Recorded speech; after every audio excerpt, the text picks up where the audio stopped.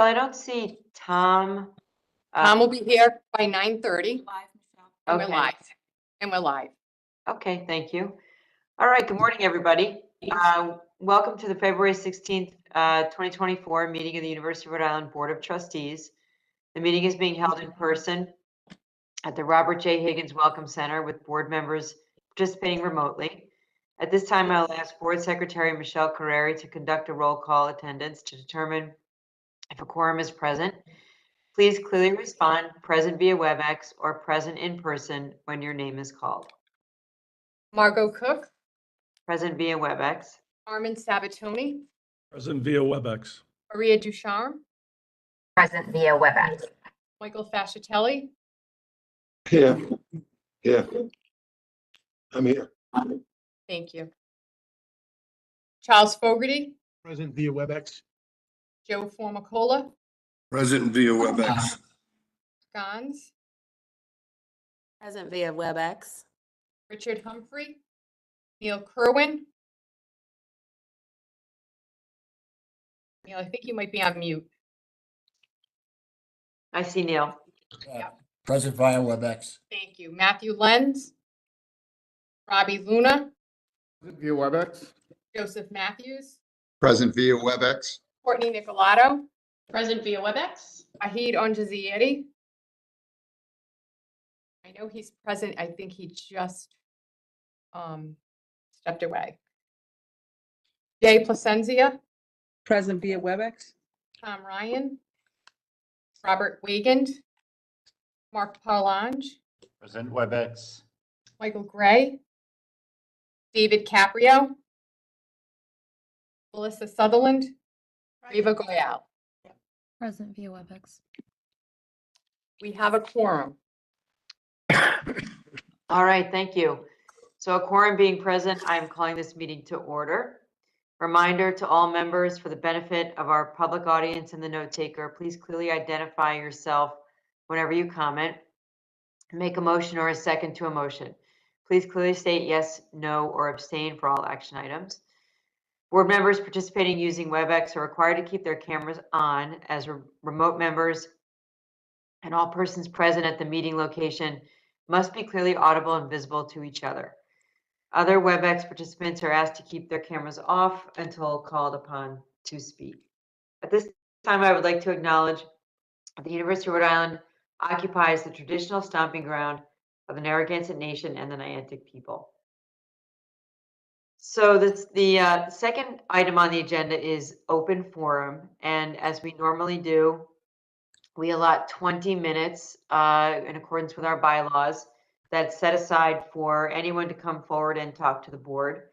The way it works is each person is limited to 3 minutes or less in their remarks.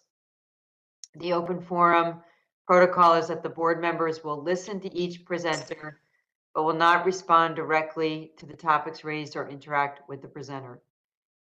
Board Secretary Michelle Carreri will call each presenter in the order in which they have registered and will inform them that they have 3 minutes. And I think this morning we just have Jay Walsh. And so I will, unless there's any other reason not to, I'll turn it over to Jay to speak for 3 minutes. Thank you so much, Madam Chair. Members of the board, good morning. I'm the Executive Director of URI AAUP, which is the full-time faculty union that represents faculty here on campus. And this morning, I am speaking to you and representing 811 full-time faculty members at this university. In my first episode at URI, I spoke at one board meeting. Now, this is my third meeting in a row in just this academic year. At the September board meeting, I suggested a leadership role that would help the board support faculty in reaching the board's goals. At the November board meeting, I reminded the board about our 50-year relationship and reiterated the need for the board and the union to negotiate changes in working conditions. Today, I'm here to report that the morale is worse now than I have experienced in my 8 years at URI, including during the pandemic. It's important for the board to know that faculty feel threatened, disrespected, undervalued, overworked, and ignored. When I communicate the decline in morale and the lack of trust the faculty have for the direction of the university, my comments are often dismissed by the university administration. Why don't faculty trust university leadership? Because the university has cut college faculty out of the process of meeting finalists for dean and other leadership positions.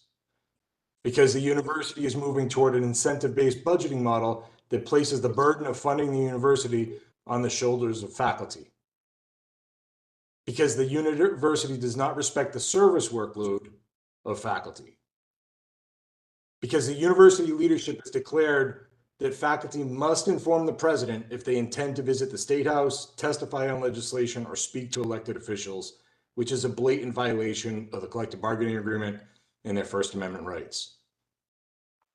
Because the university is contracted with Huron Consulting Group, who argues that institutions like URI should align with corporate needs, who has issued austerity-based recommendations leading to major layoffs at the University of Wisconsin, UNH, the New School, West Virginia, and UConn.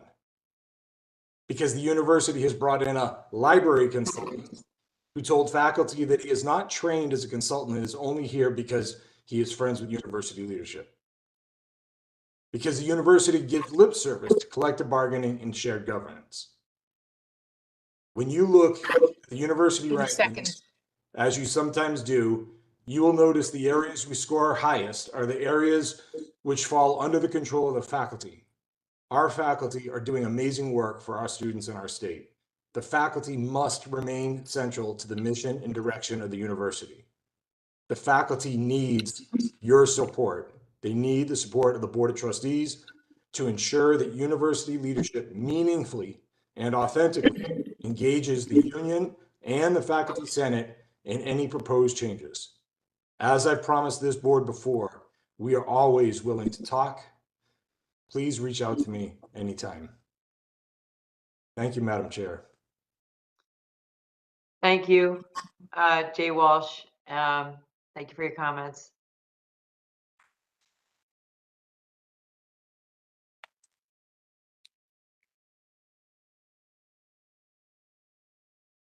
Jay, thank you.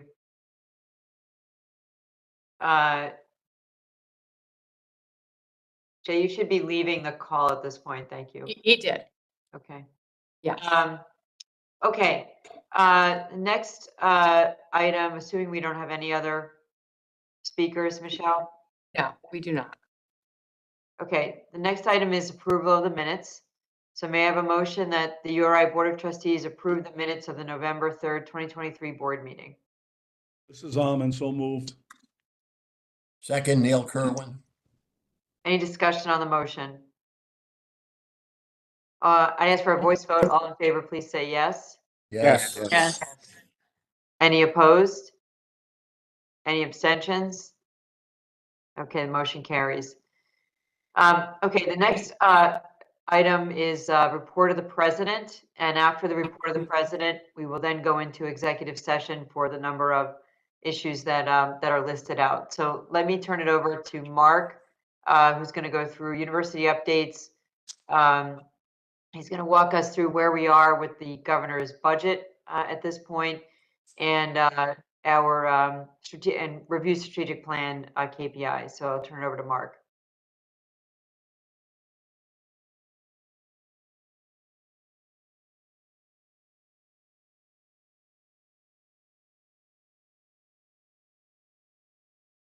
Mark, are you speaking? He's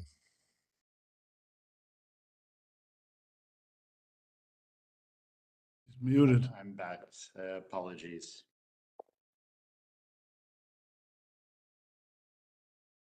So, good morning, everyone. Do you see and hear me, Margot? Yes, all Okay. good. So, let me just begin with some campus updates concerning our community. We have filled our last 2 open dean roles. So we're very pleased to welcome Patrick Vivier, who's Dean of the College of Health Sciences, and Danny Willis, Dean of the College of Nursing. Both have already been welcome and engaged members of the community. We're thrilled that they're here. I also want to take the time to thank Betty Ramper, who served as interim dean of the College of Nursing, and Deb Reby, who was the interim dean of the College of Health Sciences. Obviously, the campus is extremely busy with students returning to classes, hosting events, athletics, and of course, on Tuesday, we had a snow day. Let's see if I can move to the next slide. Yes, I can. Okay, so first of all, a little bit about enrollment updates for fall 2024, so this coming up year. So despite declines in applications nationally, applications here at the University of Rhode Island have broken records. We had more than 26,000 applications, actually 26,450. So more than 1,000 compared to last year. So we are continuing in the right way. Obviously, the financial aid awarded is also record-breaking at more than 140 million. It's a good news story. I will talk more about it in terms of the incentivized budget model and the investments we have made in that direction. And for example, we have had a strategic initiative on enrollment. And so Dean Labouty has been leading that, and we already see the success. A little bit about other campus updates. In December of 23, we had our inaugural December commencement. So for those who finish in the fall, and there's a number of students, most would not return for their spring ceremonies this semester. December, this was held in the Ryan Center. All the colleges participated, and we conferred more than 450 degrees. I want to make a special thanks to Charlie Fogarty, who represented the board, and his very excellent speech. And going forward, Charlie, I will hire you to write mine. So it was a very nice celebration. Everyone, I'll have to say this was an instance where we received a lot of positive feedback from the community and friends who joined. I want to just take a moment here to talk about new May commencement traditions. And there are some big changes. So all commencement will be held indoors at the Ryan Center.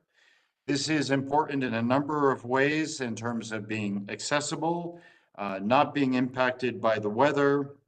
We will not be holding the university-wide undergraduate commencement on the quad. And there are many reasons for that. Many universities have moved away from the model. The first is that for those of you who have attended in recent years, you will notice that the only college that has overwhelmingly student participation is Arts and Sciences, who meets directly afterward in that graduation. It opposes this on the quad commencement has many challenges. Beside the timing of those that have their ceremonies before or 2 days later, disability access is a real problem, especially with the weather, overall, the low attendance, and it is a serious security challenge on the quad. We have done great. I am grateful to our police department, but it is a challenge. We will not also be holding a separate graduate school ceremony. All masters and PhDs awarded the degrees and the hoodings will happen at the college commencements. It's important, we believe, also for undergraduates to see. We are one university, bachelor's, master's, PhD, and it's very important to see many of their TAs that have also been there. It's very inspirational. So obviously, I am welcoming board participation at all of these events. And formally, I would like to work with you, and we'll do that with Michelle Chieri, to have one presiding member of the Board of Trustees for every commencement ceremony. The announcements have been made to the community. We have addressed some concerns about from some students who appreciated having in principle an opportunity to gather as an entire university on the quad. The unfortunate piece is that that never actually happened. We never actually had the community gathering. So I've had plenty of feedback the last 2 years following that, and we have addressed these concerns by students, families, and friends. I'll also say that the participation of the faculty at the December commencement was outstanding. We had, it was record-breaking participation by the faculty. They will no longer have to appear at 3 ceremonies, but they will have to appear at their college commencement. So at the commencement as president, I have also the opportunity then for all students to have the, by the power invested in me by the Board of Trustees and by the recommendation of your faculty, you are now bachelor's, master's, PhD, and then we can all do the tassel and so forth. It will be a very cheerful, positive ceremony that will recognize, and each student with, we're quite confident with the setup in the Ryan Center based on this falls. I just want to say that we're very excited as we close the campaign in June. I would like to a warm thank you to Lil O'Rourke and the entire foundation team. We will obviously celebrate this in the late summer, early fall. We are already thinking about, as you know, next fundraising priorities around athletics, fine arts, ocean engineering, life sciences, and of course, support for our students and for faculty members. A little bit in terms of campus updates on government relations. The legislative session is well underway. The governor has released his proposed FY25 budget, which I will go over in a moment. I'm grateful for his support and leadership and that of the General Assembly. There is lots of work still to do. So we have been meeting with representatives in the House and in the Senate. We testified this week at the General Obligation Bond and House Finance Committee. I'll talk a little bit more about that. I was joined by our Vice President for Research, our Vice President for Administration and Finance, and one of our students. We testified last week at the Senate Education Committee. That was extremely positive. There is widespread appreciation for the good work that's been done by faculty to have some 64 articulated agreements with the Community College of Rhode Island.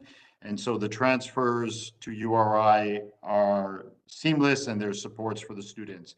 I would like to remind that we do have URI Day at the State House, March 21st from 2 to 4 p.m. Please come. It is a really great event, and last year it was extremely positive.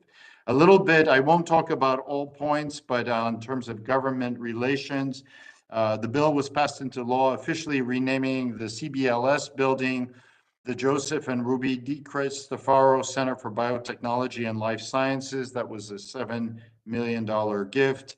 Many board appointments completed in progress. Many of you online know about that personally.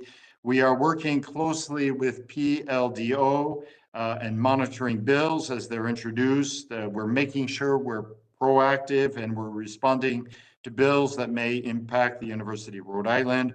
We have a new Assistant Director of Community Relations, Becca Carroll. She's an alum of URI. She was previously working at the CCRI. She'll be working closely with Lauren Burgess and Dino Oriello, who is in the foundation as part of the Business Engagement Center. Now, I want to talk a little bit about the incentivized budget model transition, IBB. I'll begin by saying that the steering committee has been meeting regularly, including deans, faculty, and staff, representatives also, of course, from the exec of the Faculty Senate. We have Huron consulting team who are supporting these efforts, helping to build the model. I will say that they have helped some 80 universities around, but this is really about the University of Rhode Island, and it is our model. I'm going to just take a moment to say why IBB. This is critical for the university, for the financial stability moving forward. We do see that there are universities that have put themselves in many public universities, including some of our New England State universities, So the University of New Hampshire and the University of Connecticut in particular. Most recently, it is extremely important that we move beyond the incremental budget system that we currently have, where we go each year and hope that the state will support us some more. And then we go and we ask for undergraduate tuition dollars. So we have to build new lines of revenue. If we are going to grow, if we want to be able to hire the new faculty, if we want to be able to support new PhD programs and new graduate students and more TAs and more advisors, if we also want to be able to support areas spanning capital projects, human resources, the research office, all the different areas, there needs to be the opportunity to build new sources of revenue. We have invested on the basis there was a formal call through the colleges and the deans put forward what they felt were their most important priorities, some $3 million to be able to kickstart strategic investments. And we saw one example. This includes improving our administration efficiencies. And we saw, the impact of what happened with an investment in Dean Labudi. So we are bucking the national trend of seeing decreases of student applications. So these are very important. We are tying ourselves, as Rhode Island's university, very closely with many different groups in the state, NGOs, industry partners, and government partners. We're going to be developing professional master's online certificates and so forth. And these are going to be important because they will allow us to be able to hire new faculty, to be able to expand in areas which we think are so important to the University of Rhode Island. We're looking at identifying cost savings, including we're developing now an energy master plan, and there's a number of other areas. I will be happy to take any questions. I want to give a little bit of a quick update on capital projects. I'll like to talk about NBC, Narragansett Bay Campus Phase 2.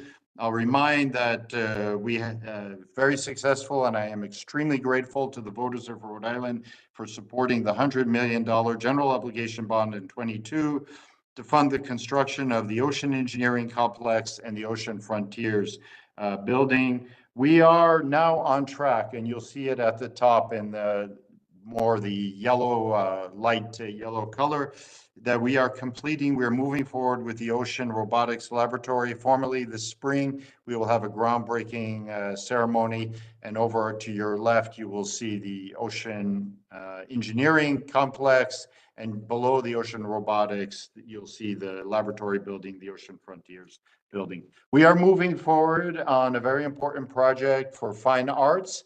I want to again thank the Rhode Island voters for the $58 million general obligation bond in 2020.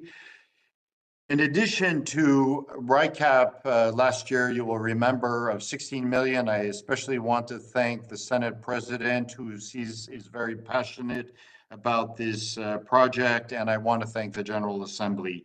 We have identified university funds that will be needed, some $8.2 million, to complete the project, and we are fundraising for this now. Remind that we have more than 50,000 Rhode Islanders who come for events on the Kingston campus each year. We are hosting all kinds of attractions, including many stage plays. Our student theater is outstanding. It's a picture from Marie Antoinette last year. We have more than 100 concerts. We have a fantastic music program, including, and you'll see on the lower right, this past year we had our 9th Guitar Festival. If you have an opportunity, the Guitar Festival, it is a state resource. It's a gateway to the University of Rhode Island, and it's a resource for the entire community. Last year, we had historic RICAP support of some $66 million to support several athletic complex projects, including our main stadium field on the east side there, and as well support for example, the running track, which we have not had for some 35 years. We are well underway for fundraising the $17 million to complete the projects. So Meade Stadium, the new track, the softball and baseball fields. I'm delighted that we've had an alum who did not play softball but has stepped up to support the softball facility in a big way. So these are, again, gateway projects. We expect to have programs including high school track meets. We expect to have more high school events, including lacrosse on the field going forward. So a little bit about, now I'm going to focus on the governor's proposed FY25 budget. And I want to start by just reminder that after years of disinvestment, so these are in 2020 dollars, we saw renewed investment by the state last year. The state made a 16% increase over the prior year in funding, and we are working hard to keep this trajectory and momentum going. The state understands, and it's very important that we speak to this, that an investment in the University of Rhode Island is an investment in all Rhode Islanders. For every dollar that the state invests in URI, we return 6.25 to the state. We are working to help the state meet their priorities in 3 areas. First of all, health outcomes, increased incomes for all Rhode Islanders, and K through 12 education. The state really needs to realize the full potential of having a flagship research institution, and we are working hard across the campus to tell this story. So these are the formal, you'll see the request FY25 in the first column, and then the FY25 governor recommended in millions on the right. So you will see that the operating budget, we requested 32, we received a recommendation of 3.4.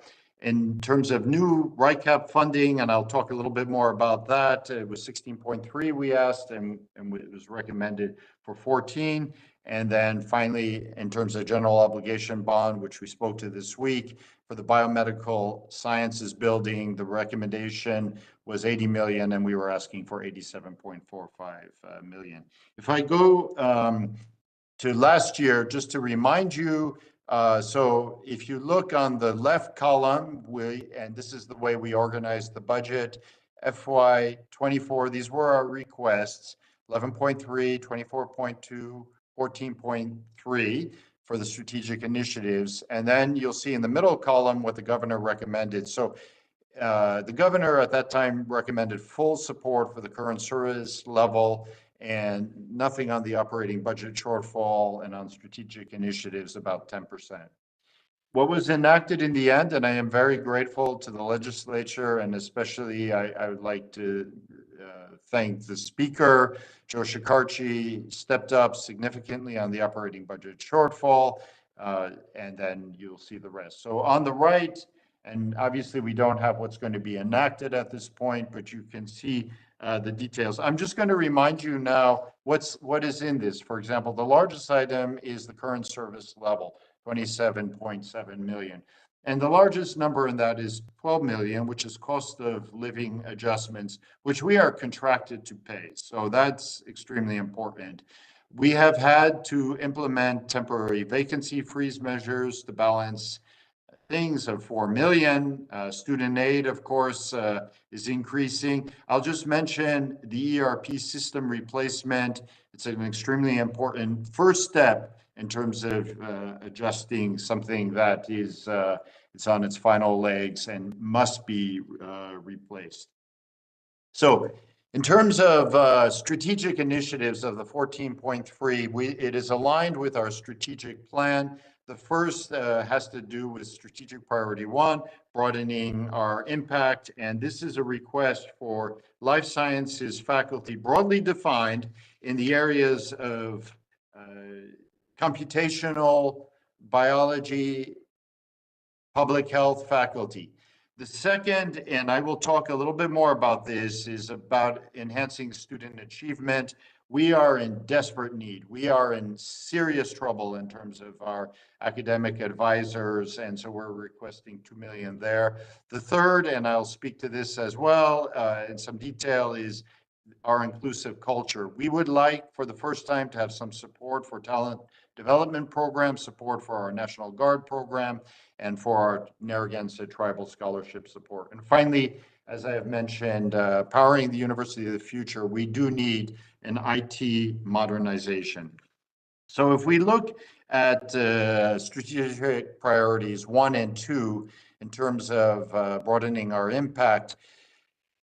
We really are in a very important position here as the University of Rhode Island to really help build where the state wants to go in terms of the biomedical and life sciences. And so this is really statewide programming. We're looking for 20 new faculty lines. I'm sure the provost would also be, Barb Wolf would be happy to explain at the end more details. In terms of our student advisors, we are looking for 20 new student advisors. This is very important in terms of, we'll show numbers in terms of student achievement. Currently, for example, if I look at the College of Arts and Sciences, our largest college, we have 800 students to one advisor. The recommended benchmark nationally is 270 students to one advisor. So 800 students to one is our reality. We want to go and get closer to 270 students per advisor. So obviously, investment in advisors will increase student success and retention. In terms of strategic priority 3, access to a degree, talent development with full tuition and wraparound services for historically disadvantaged Rhode Islanders that qualify. We are investing this year $15 million, and we are asking the state to step forward with $1 million to be able to support talent development. For the National Guard, tuition waivers are only partially supported by the state. URI invests $1.6 million annually, and we're asking for half of that, $800,000. And the Narragansett Tribal Scholarship financial aid support, URI invests about $1 million annually, and we're asking again for half of that, $500,000. So altogether, that's the $2.3 million. Now, a little bit about powering the University of the Future and on the IT. It's one thing to be able to get into the system as we requested, but it's another to really implement it properly and to be able to have it fully onboarded. So there's many aspects to this, including the change management, which is so important, we know from past experience, wireless upgrades, endpoint management, and so forth, research computing support. This will really enhance our ability to support teaching, research, and economic development throughout Rhode Island with our advances and modernization of our computing. So quickly on the recap asked, I want to remind that asset protection is the principal means by which the university performs major renovation and replacement of its extensive plant assets. I'll also remind that URI operates more than a quarter of the state's buildings. We have some 326 buildings that have been constructed over a span of 130 years. We have serious issues from electrical, water, steam, sewer, drainage, pavement, you get it, hydrant, fire alarms, security alarm systems, disability access. So consistent annual RICAP funding to allow the university is so important for us. And you can see over there the recommendations from the governor. I want to talk a little bit about now the bond request. We already have had investment on private, so I want to thank our colleague on the Board of Trustees. I don't think he's joined yet. We had Bethany Jenkins and a student testify this week with me about the importance of this building. So for those of you who are aware, this is the David Dooley Science Quad on the north end. This is really going to support the goals of the Rhode Island Life Sciences Hub. It's going to really accelerate workforce research and innovation in the state of Rhode Island. We have more than 6,000 students, probably about 6,500 students currently studying some aspects of life sciences through the colleges of pharmacy, engineering, nursing, health sciences, environmental and life sciences.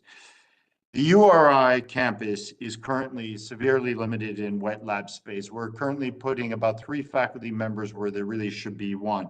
This is also an important building. This will be the home of the Ryan Institute. It is going great guns. We've spoken in the past about some of the major grants from NIH and other agencies that our faculty are achieving. It is an important area that is also attracting outstanding students. I want to just talk a little bit now about access to research flagship university. This is what we estimate, thanks to colleagues, in terms of the state decline in high school graduates. This is a national trend certainly in the Northeast. And so one can say we're competing for an already declining pool of Rhode Island students. There's some dip there having to do with how people counted the stage of graduation, but the trend is generally expected to decrease with time. Now, Dean Labuti has done an incredible job in helping us hit enrollment targets. But of course, we're employing new tactics, especially with the introduction of the HOPE scholarship to Rhode Island College and Promise to the Community College of Rhode Island. So if I can just go back to the left-hand side, our target for in-state students was 1,425. We had to adjust that target based on Promise and Hope to 1,275.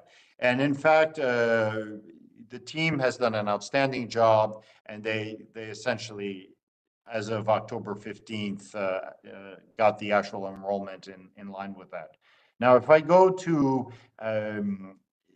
25 budget request target, we estimate that there will be 1,225 students. So you see that there's a gentle decline from the actual enrollment of this current year. And if I compare to where we were, the FY24 original target, there's a drop of 200 students. So for out-of-state students, if I go to the next row, 1,735, we had to adjust the target up because of the declines of in-state, and we were able to also match it as of October 15th. We're going up again, and we're going to have to adjust again by 200 students up compared to the number that we were expecting in FY24. So you see 1,935. Otherwise, in terms of regional students, that stays essentially at equilibrium, and the total number of students essentially at equilibrium. In terms of transfers, in-state, we had original targets of 415. I'll go a little faster here. We had to adjust what happened, and in the end, we have 365 students that actually transferred. We've had to reduce from our original target of 24, FY24, by 45 students out of state, and regional transfers also staying fairly constant here. All Rhode Islanders deserve access to education, and Hope and Promise have had unintentional consequences for the state of Rhode Island.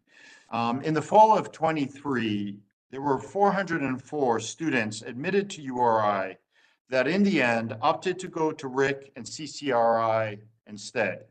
I'll just remind, for example, with the Hope Scholarship to RIC, you have to start as a freshman and you have to complete your degree in 4 years at Rhode Island College. This limits students' opportunities to study areas that we do in business, in areas of the life sciences, the biomedical sciences, the health sciences, engineering, pharmacy. All students should be able to come to these areas which are high paying.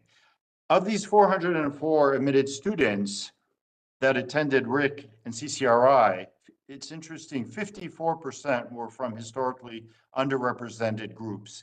We need access to the University of Rhode Island. We owe it to all Rhode Islanders to be able to come to study at the State University. I just want to highlight one student and what happens when you come to the University of Rhode Island. So this is Camila. She joined us this week and it was wonderful at the House Finance Committee to talk about the general obligation bond for the biomedical sciences building. She is majoring in chemical engineering, minor in statistics. She started at CCRI. She worked her way through. She moved to Rhode Island when she was 18 years old from the Dominican Republic. She worked and graduated from CCRI in 4 years. She came to URI deliberately because she selected it because she always thought that she might be interested in doing projects, and eventually she learned about research and coming here. She has competed, and she's receiving support from what's known as the Mark U-Star traineeship. This provides tuition. She's working now 2 years in the laboratory of one of our outstanding faculty members in chemical engineering. She's received a Barry Goldwater scholarship. She went last summer to Harvard for their summer research program. She more than held her own. She excelled there. We're very proud of her. There are many, many students like this that deserve to be able to come here to major in chemical engineering, to minor in statistics, or in the languages, or in many of the other programs. Maybe I could also say she's been admitted to already to Columbia, Princeton, Stanford for PhD programs, and we'll see where she goes. But keep an eye on Camilla and many others of our students. I want to talk quickly about strategic priority 2. So I'm reporting here on our KPIs. Barb Wolf will join me here at the end. I want to just remind that when we were looking at undergraduate first-year retention rates, our baseline at that time for 22 was 86. The current data for 24 is just under 85%. Our 10-year goal is 90%. If I look at our undergraduate graduation rates, we want to move those up to 80%. We're currently at 71%. We want to, in terms of graduation rates, we want to bring Pell and non-Pell students in line. There's a 13% difference now between those that are non-Pell and those that are Pell funded students. We want to grow our master's program substantially. This is part of our strategic initiative program that will be very important in the incentivized budget. We want to grow our doctoral program at least by twice. It's still modest, but it is a realistic target as we grow our faculty members through the development of new sources of revenue. So, and then the final is the teams who have won conference championships, and we're doing extremely well there, and we want to double the number of winning teams in our NCAA Division I teams. So these are our retention rates by entering cohort year. This really is in alignment with our strategic plan. And just to remind that our 10-year goal on the upper blue line is to reach that 90% line. In terms of the first year retention rate, in-state and out-of-state, there, in-state, you can see that we're doing a bit better. I am reminded that because of challenges to families, some of our out-of-state students end up returning to their particular state and then going to their research university at their state university. In terms of graduation rates, overall, the trend has been quite positive. We want to continue this, a 10-year goal of 80%. So it's, in general, it's a positive alignment there. We are obviously working on ways to improve through advising and mentoring. You heard earlier the need for us to be able to expand our advisors. Again, currently 800 students to one advisor. The national recommended is 270 students to one advisor. That's very important. So our special initiatives, our talent development support that we're also asking for strategic priority 2, extremely important. And then this is our undergraduate graduation equity gap, Pell versus non-Pell. We want to reduce this by 50%. Actually, we would like to reduce it altogether, but we are currently at 13.1%. These are the graduation rates for non-Pell recipients and graduation rates for Pell recipients. These are, in terms of graduate degree conferrals, our masters, we want to be able to grow that to 1,400 a year. There's a lot of opportunity that we have to be able to develop professional masters, online masters.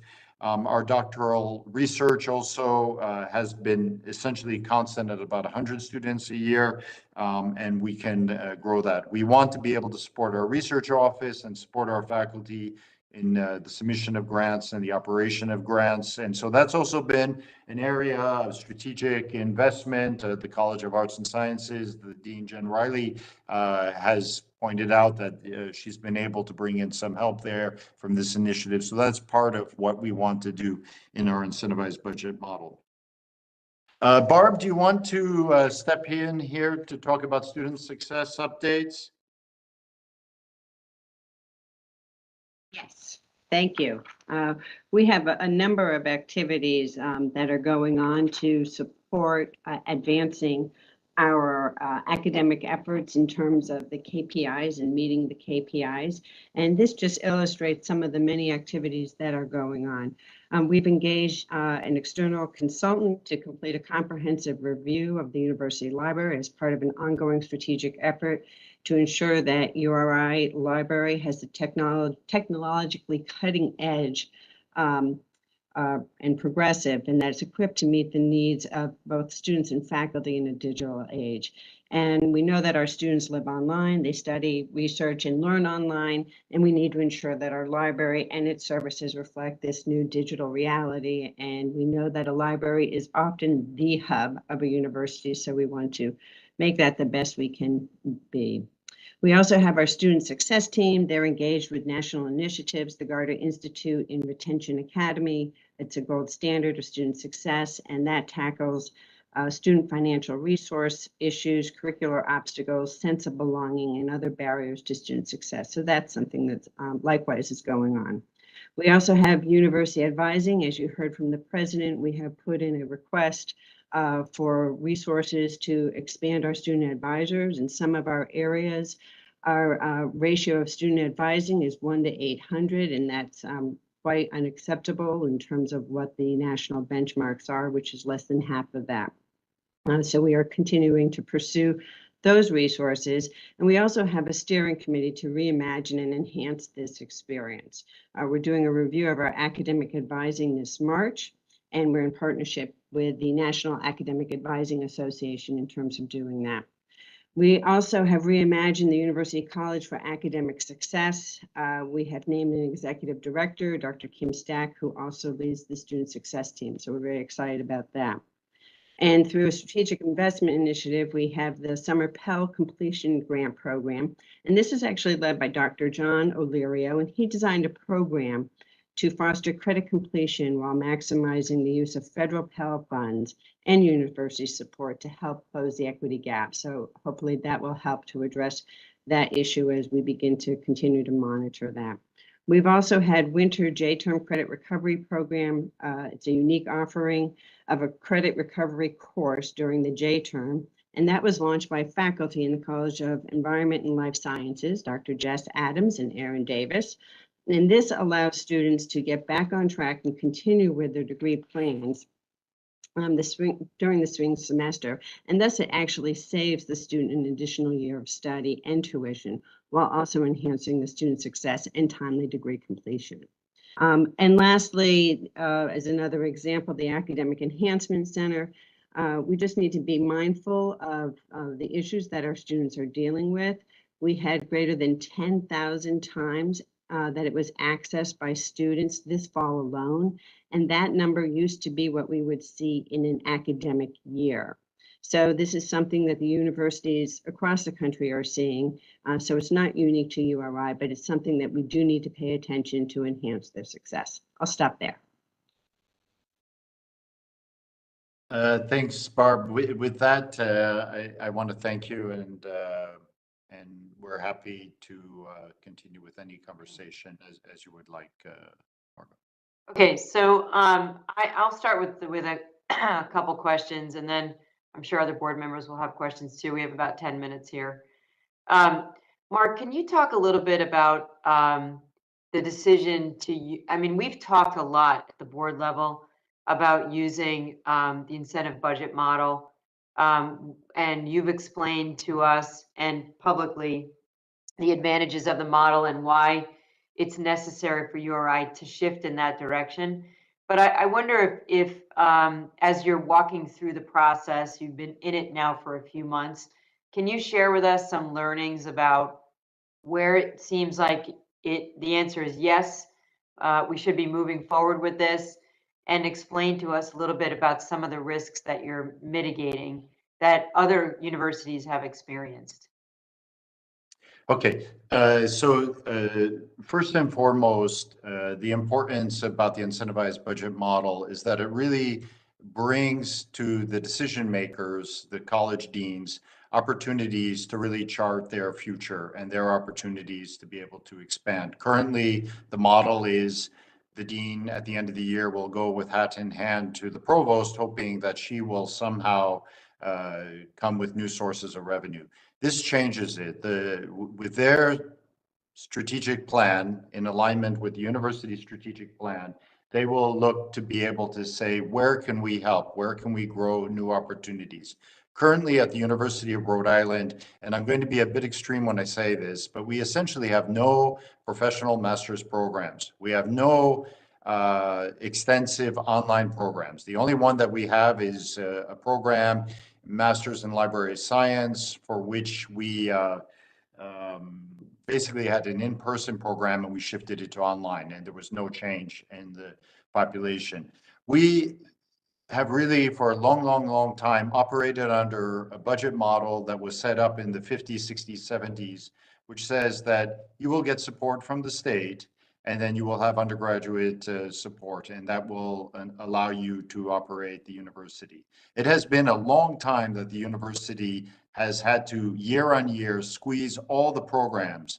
So whether it's human resources, the research office, facilities, capital projects, across the board, we've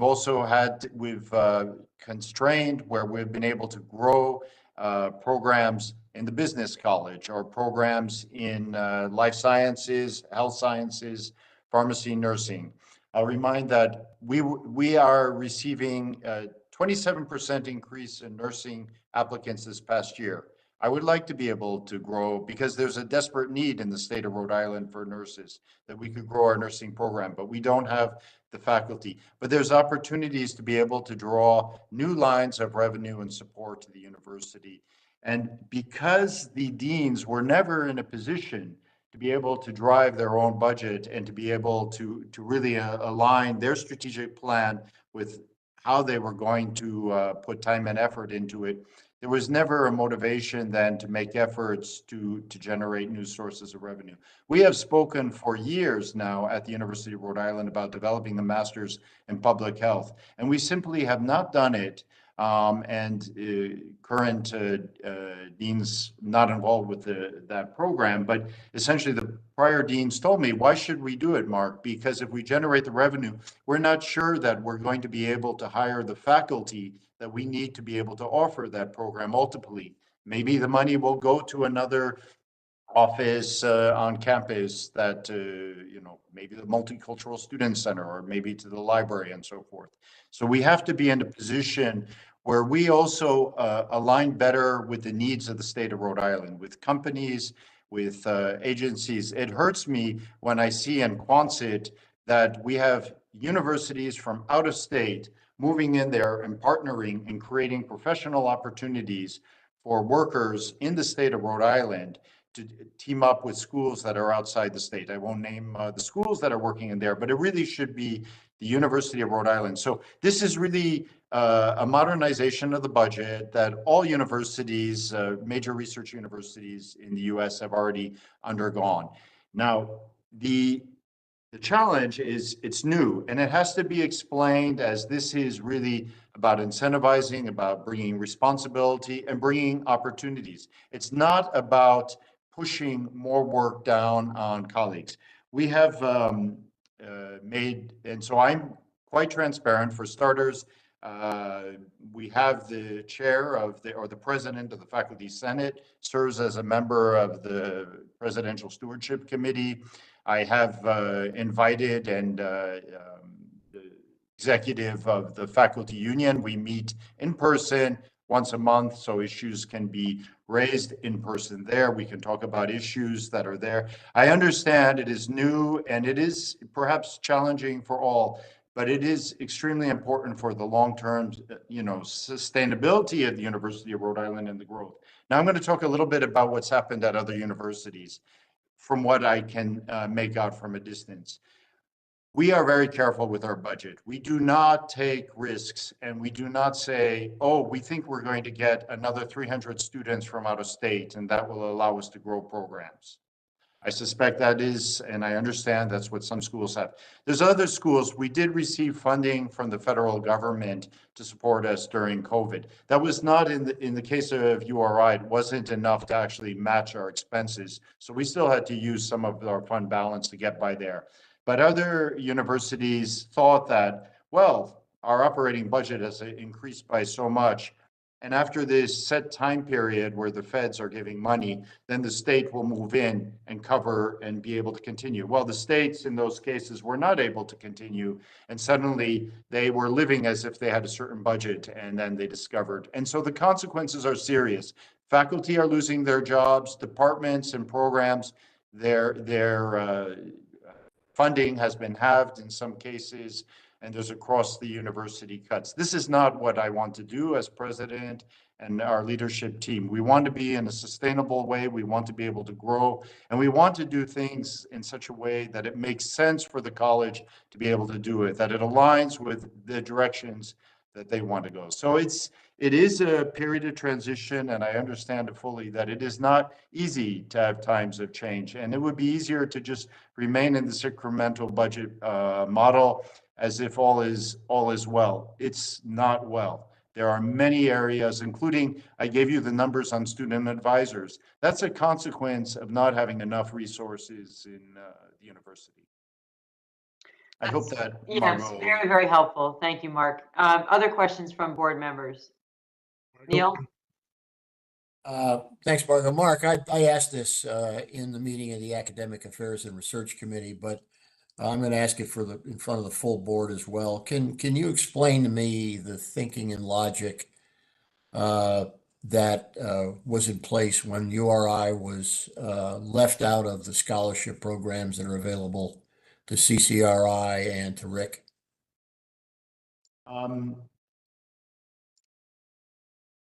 Originally, the governor of Rhode Island, Gina Raimondo, had the intention that Rhode Island College and the University of Rhode Island would be part of the Promise Scholarship.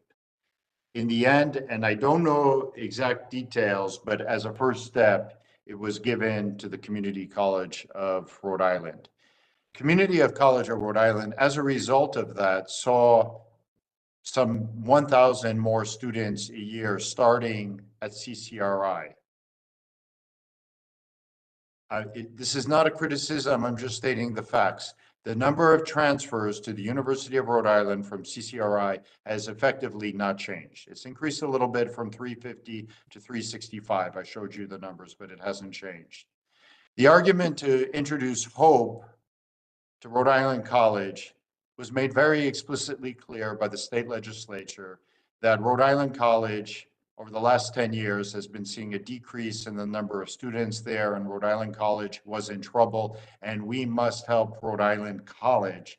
And they were going to invest then the Hope Scholarship. And so last year, for the first time, Rhode Island College actually did see an increase in the number of students attending. As I pointed out, we had 404 students admitted to URI, 54% students from underrepresented groups choosing to go to CCRI and RIC. I believe that this is short-sighted and not in the best interest of the state of Rhode Island and of the citizens of Rhode Island. I think that access to the University of Rhode Island is fundamental to Rhode Islanders. We do everything that we can. I've spoken, for example, for students from lower socioeconomic status communities that come to us through the talent development program. We are supporting, obviously, with the Narragansett Tribal Scholarships, but overall, this is not good for Rhode Island. Students should have access. They should be able to come study our business programs, our language programs, our programs in theater, music, our computers, computing science programs, our artificial intelligence programs, our cybersecurity programs. They should be able to come study engineering. And that's why I highlighted an example of a student who was first in her family to be able to go to college. And now she's going on and she's going to make us proud wherever she goes. And she will come back to URI one day as a professor at URI. But the decision, Neil, I would say was largely a financial one. It was viewed that there were two institutions that were in trouble, and this was a way to prop them up. Hey, If I Mark, could this is just add Tom. to that, sorry, Tom, I just want to add to what the assumptions were, because United Way was involved from the perspective of a letter of support, but also saying that it should be with URI and Rick. But we've been told that it's a 5-year pilot, and that the hope would be to extend it after the 5-year pilot. But just wanted to share that nugget. And I don't want to take too much more time with this, Margot, but Mark, have you done back of the envelope as to what the financial impact of either or both of these scholarship programs would have on your operating budget?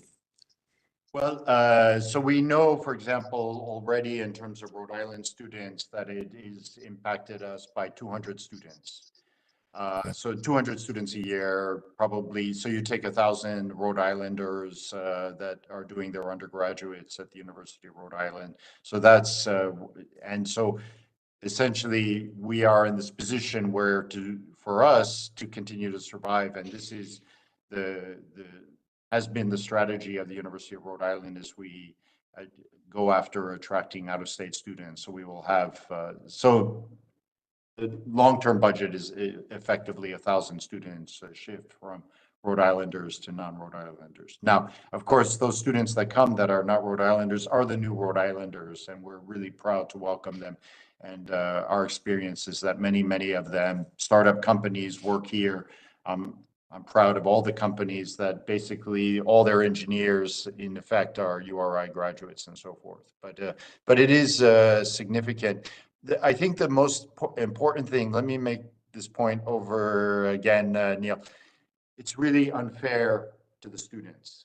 The students should have choice. The students should have access. The students should be able to come and study in our PharmD program. The students should be able to come and study in our marine sciences and ocean engineering and so forth, our aquaculture program. They should be able to come and study in our business school program and do the international business program and then spend a year in Japan as part of their studies. They're not going to have those opportunities at those other colleges. Do you have a comment on this topic? Yeah, I just, well, to the last point, I have another question, but to the last point, the switch between in-state 200 in-state, 200 out-of-state is a net positive for our operating budget. That's correct. Okay, Tom. so let's put that aside. But my issue, Mark, is, or my question is, have we seen an increase of CCRI students matriculating the last 2 years to URI? Because that was an issue that's come up with the legislature a few times. And then the second question is, it was my impression, just a general impression, I don't know if this is a fact or I'm not sure, but that students, in-state students that went to CCRI or RIC generally could not meet the admission requirements at URI. And the intent was they would go to CCRI, get their grades up, get some credits, and then make that transfer. Is that still the case? Because, I mean, my question, I guess, sorry for being long-winded. My question is, if the state said, okay, we'll pay for the first 2 years at URI, how would that change admission requirements? So we, first of all, Tom, it's very important. All Rhode Islanders who apply to the University of Rhode Island who meet the criterion for admission are admitted to the University of Rhode Island. Second, I think it's important to note that for CCRI, with the advent of Promise, that over the last 5 years, they've seen about 1,000 more students entering CCRI. The number of transfers from CCRI to URI has not changed. Ah. I want to say at all. And Why is the that? argument would have been that was the case. I want to just say very important, and I'll come back to this. And this came up at the Senate Education Committee meeting last week. We have 64 articulated agreements with CCRI. You go to CCRI, you follow this sequence of classes, you receive the satisfactory grades that are needed in those classes, you are admitted to URI, and you should be able to go through. So I gave an example of a student who did exactly that, and she's excelled now at URI. So CCRI was her first pathway to higher education back when, and now, so that's the ideal case, but we see it in terms of the actual numbers. And the other thing I should point out is that the deal for Rhode Island College through the Hope Scholarship is that they will have to start their first year at Rhode Island College, and they will have to graduate in 4 years at Rhode Island College. And so they're locked in to staying there if they want to see the benefits of that scholarship. So why haven't, if CCRI has increased by 1,000 students, why haven't we seen more transfers to URI during that time? I cannot answer that. Each case is different. Barb, would you like to take a crack at that question? Are they not applying, or I mean, that's an answer. That's something we should understand. We're not seeing, Tom. Look, I do not mean to pick. I'm very fond of the leadership team at CCRI. I'm very impressed by President Rosemary Costigan and all the hard work that their team are doing. They're really collaborating with us. But part of one aspect that's extremely important, when you go to college, sure enough, you learn from your faculty, you learn from your TAs and so forth. You learn from the graduate students who are also supporting your education, but you learn a lot from your peers. And so it is part of just the environment and the support. When I look at talent development, we have those wraparound services where we support the success of every student that comes to URI. And we've been doing this since '68. So it's part of the URI. You know, that kind of support is very special and very deliberate, so that students already begin in the summer, and then they're supported through to make sure that they keep up. I'm not sure that the other schools have those programs. Barb, I'll get off this point, but it's a sensitive issue with the legislature. We need to understand if they're not coming, it's not because it's not because because we're turning them away, is what you're saying. They're just not applying. No. Okay. It's very important. And I will say again, the Senate last week appreciated, this is fundamental hard work. Our faculty, our professors sat down with their faculty around the table and worked out with the courses what they need and what, so it's well set up. We actually, I'll have to say, Dean Labuti and team who have organized this with Greg and his team at CCRI have done an excellent job. So that pathway from CCRI to the University of Rhode Island is well spelled out. President Perlange, I believe that we do have Dean Labuti on the call who would be able to also provide additional insight. Although I think it's an important point, but I think we have a bunch of other things to get to. I do want to say that to Tom's question, Mark's done a lot of work to try to change that perception.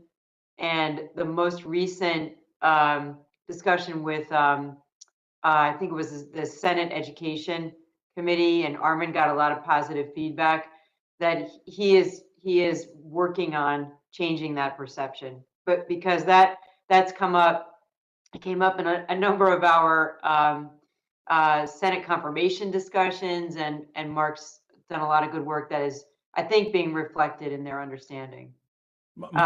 This is Armin. I just want, David Caprio, on your board, do you have any statistic on that question on why they drop out of sight after the 2 years? Or is it because just as easy that there's no follow money for the second 2 years for them to then apply to URI. Do you have any stats on that, David?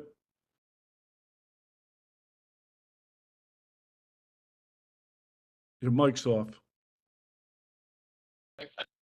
On what? Can you repeat the question?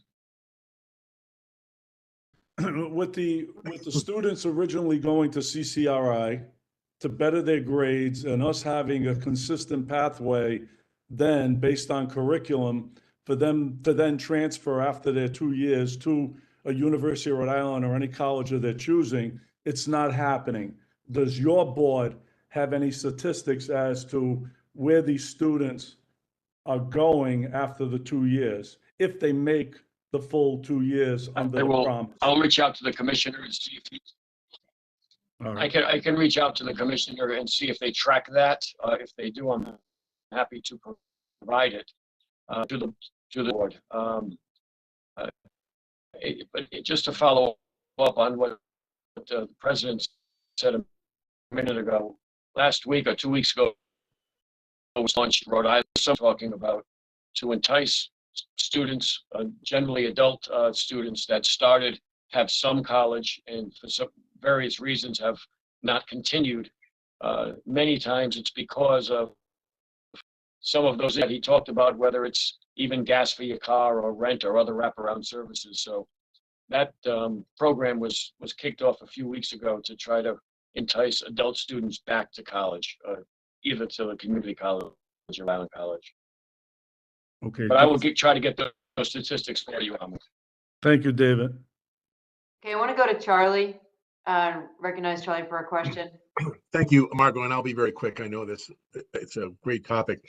And just a question, when we talk about the 404 students that were admitted to URI that went to CCRI and RIC, I'm wondering, and I don't expect you to have the answer today, but I'm wondering if we have as a percentage, if we have what that was prior to these programs starting. So in other words, is that a dramatic increase? I'm just curious on that because obviously students have been accepted to URI in the past and gone elsewhere. And I'm wondering how much of a difference we might attribute that to these two programs.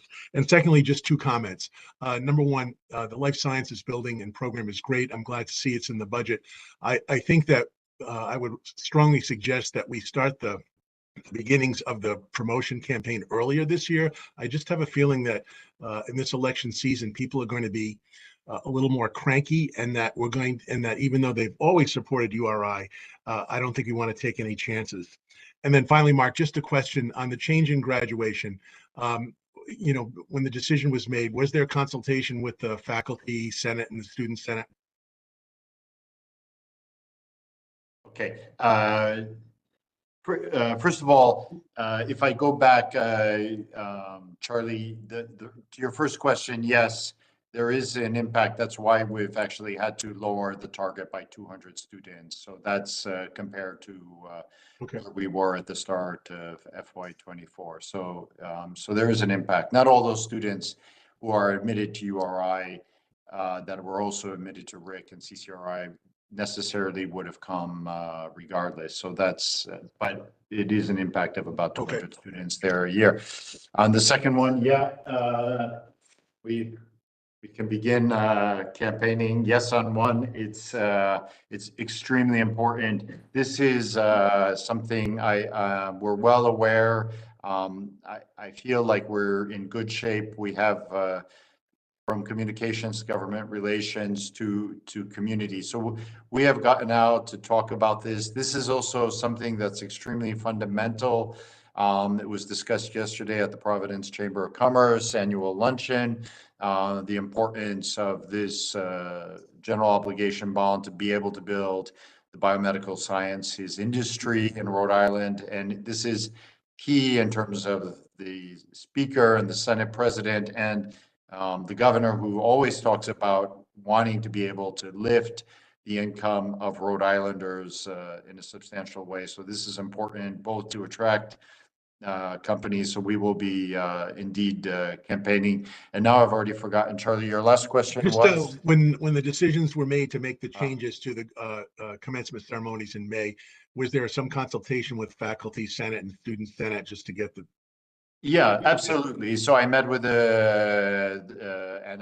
so I'm let me be, also say, I go to all the faculty senate meetings, I present, updates, but I also present, the key points that we've been talking about. And we go into quite a bit of detail in the same way that I go, probably in quite a bit of detail with the Board of Trustees. It is part of my style. I was told, oh, you just need to say a few sentences. No, I wanted to be incredibly transparent, what we're doing. We've met with the students. I will say we gave it the first year. At the end of the first year, there was an overwhelming sense that we should really think about a new commencement. We consulted, people said, hey, Mark, let's give it another year. So we gave it another year. Of course, we had the storm from whatever. But it was the reaction of students, families, faculty, and we could just see it already with the fall inauguration, just the participation, how it was nicely set up in the Ryan Center with the big screens in the back, students' names coming across. It was very professionally done. It was a celebration. The Board of Trustees representative gave an awesome talk, and and I think it's headed in a Okay, good thank you. direction. Yeah. Faculty participation was never so high as it was in December, and that's important. Students want to see the faculty after the ceremony. It's a chance also for students to gather with their families and to be able to talk to their faculties and present, the people that have been teaching them all these years. So that's important. Thank you. Hey, Mark, it's Mike, how are you? Good, thanks, Mike. Just a quick question. What did the disappointing 25 budget support we've gotten to date? I know it's not yet done. We're gonna try to get the speaker. Have you thought about what you might do to kind of additional sources of revenues or how we handle that? Online, anything out of the box, because that's a disappointing result so far. I know we got a long way to go and try to get the speaker to change it or add to it, but have you thought about how to fill that, your ambitions relative to the funding? Yeah, so Mike, thank you for that question. It allows me to go back to a little bit the question at the beginning that Margot also asked.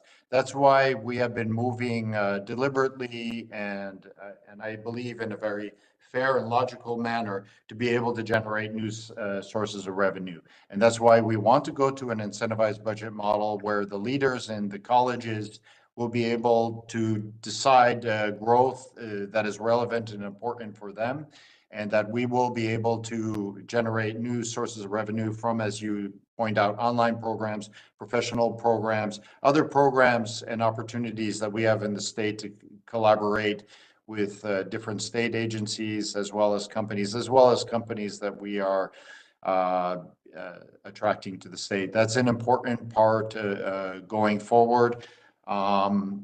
We cannot move fast enough, but we're doing this deliberately with the planning and the development of this incentivized budget model.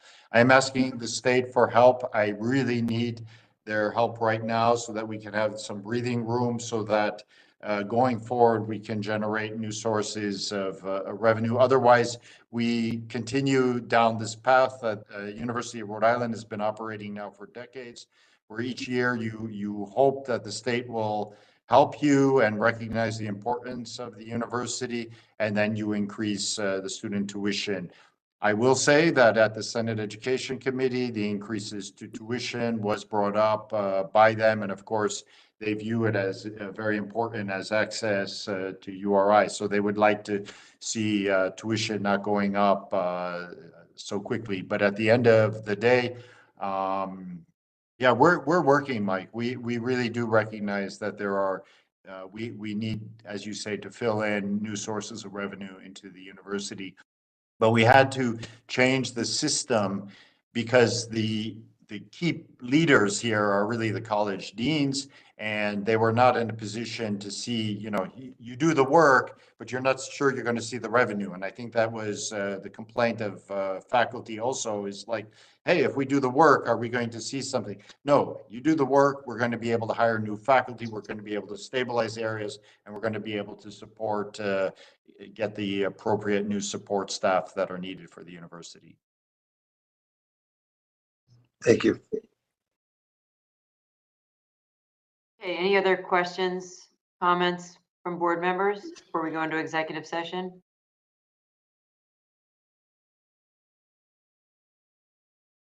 Okay, hearing none. Mark and Barb, thanks for the report. Thank you. Okay, so we're going to go into executive session for 3 major topics. So I'm going to read them, and I'm going to read them via a motion.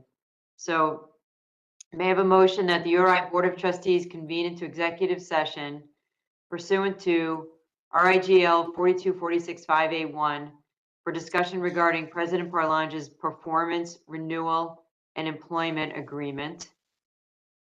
Second is RIGL 42465A2, RIGL 465A3, and RIGL 465A7 for discussion regarding an assessment of information technology security as it relates to the matter of security, including but not limited to the deployment of security personnel or devices, and discussion as it relates to the question of the investment of public funds where the premature disclosure would adversely affect the public interest, and for discussion of potential litigation.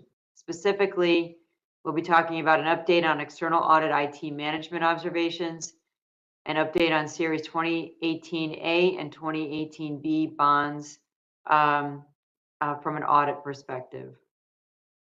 The third is RAGL 465A7 for discussion of matters related to the question of the investment of public funds, which includes any investment plan or matter related thereto, where the premature disclosure would adversely affect the public interest. Specifically, we'll be talking about investments in graduate and professional programs and proprietary enrollment model. President Parlange has been notified in writing that this discussion will take place in executive session. So may I have a motion covering all these topics? This is Armin, so moved. Courtney, Charlie second. Fogarty, second. Thank you. I heard Courtney. Any discussion on the motion? So there being no discussion, I'd ask for a voice vote. All in favor, please say yes. Yes. Yes. Any opposed? Any abstentions? Okay, the motion carries. So the board's going to convene into executive session. We anticipate that the session is going to last about 2 hours, after which the board will convene into open session.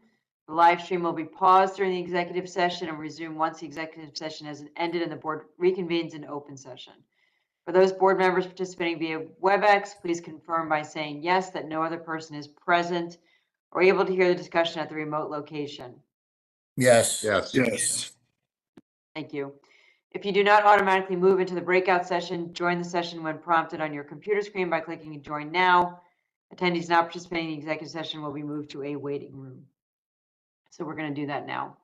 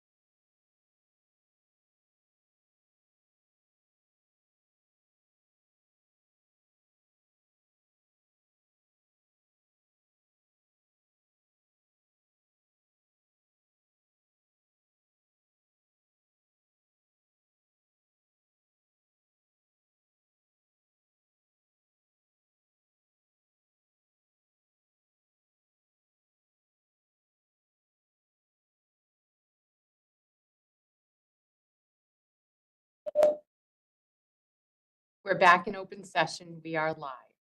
Okay, thanks, Michelle. URI Board of Trustees is now convened in open session. The first order of business in open session is a motion to seal the executive session minutes. May I have a motion? So moved, Jay Placencia. Monica Garn, second. Thanks to you both. Is there any discussion? All in favor, please say yes. Yes. Yes. Any opposed? Any abstentions? Motion carries. Okay, the first item on the agenda under discussion items is ethics training. And do we have Lynn in the room? Lynn is in the room. Okay, Hi, welcome. Right there, Lynn. This is Lynn Radish, and she is staff attorney and education coordinator with the Rhode Island Ethics Commission. And Lynn has been patiently waiting as we've gone a little long in our discussion, so appreciate that, Lynn. And those of you that were on the board originally, remember that in June 2020, Lynn came and gave us an ethics training that was very helpful. And today we have about half the board is new. So this will be the first opportunity for about half the board to hear Lynn's presentation, which is about ethics, conflicts of interest, recusals, and we are going to be filling out our annual financial disclosure forms, which are due in April. So this is a good time for Lynn to be presenting to us. Welcome, Lynn, and thank you. Hi, thanks. I'm just trying to orient here. Will I be advancing the slides or will I be asking? Okay, so if you, great. If you could go back one, please. Thanks, and I'll let you know each time. So hi, everyone. Thanks for having me. And this is an abbreviated version of the ethics training today. It's 30 minutes, but I did pick the real important stuff. And if at the end or on your own time, you ever care to take the pre-recorded ethics training, you will be welcome to do that. I can arrange for a link to be sent to you. This is big picture stuff, okay? You're not expected to memorize anything that you hear today. There's nothing that you'll learn today that will not be available to you at a later date, whether by looking at the Code of Ethics itself on our website or giving us a call.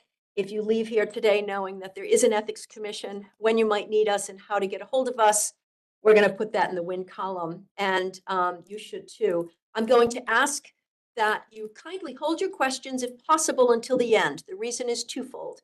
One, 9 out of 10 times the question that you ask is the very next slide or a slide close to it. And also, if I kind of veer in another direction, it can be tough to get back and stick to our time. That having been said, if you simply can't go on until your question is answered, I'll be happy to answer that. I will end by saying that I will do my best to keep the smile off my face, but this morning, right after I arrived here, I learned that the first baby of the next generation of our family was born today, and my sister became a grandmother, and I became a great aunt, so I'm just flowing with happiness here. Next slide, please. Okay, take a look at Article 3, Section 7 of our state constitution, which states the people of the state of Rhode Island believe that public officials and employees must adhere to the highest standards of ethical conduct, respect the public trust and the rights of all persons, be open, accountable, and responsive, avoid the appearance of impropriety, we'll talk more about that, and not use their position for private gain or advantage. So that's what our Constitution asks of us. Next slide, please. Before we get right into the actual code of ethics, I want to orient us by talking about ethical conduct in general. So ethics is a standard or philosophy of right and wrong human behavior based on logical reasoning. So ethical conduct is the type of behavior that a logical person would agree is just the right thing to do under the circumstances. But here's the thing, people have different ideas about what makes behavior right and wrong. Next slide, please. Thanks. So we have ethics based on culture. Ever hear the expression, when in Rome, do as the Romans do? Many people think that whether something is ethical depends on the setting in which it occurs, taking into account the local culture, habits, customs. Hey, this is the way we've always done things. Ethics based on culture is not the way that ethical behavior is measured and evaluated by the Rhode Island Ethics Commission, but more on that in a moment. Next slide, please. How about ethics based on consequences, where ethical or unethical conduct is determined by looking at the outcome? Ethical conduct is behavior that produces more positives than negatives in both quantity and quality. Perhaps you've heard, well, the end justifies the means here. All's well that ends well. Not the way we measure ethical conduct. Next slide, please. Thank you. How about ethics based on character, where ethical conduct is determined by asking, what would a virtuous person do under these circumstances? The focus there is on one's character, one's motives. Hey, I'm a great person. How could I possibly violate something called the code of ethics? Even character is not the standard by which ethical behavior is measured at the Rhode Island Ethics Commission. Next slide. So what do we ask of you? We ask you to please focus on your action, not the result.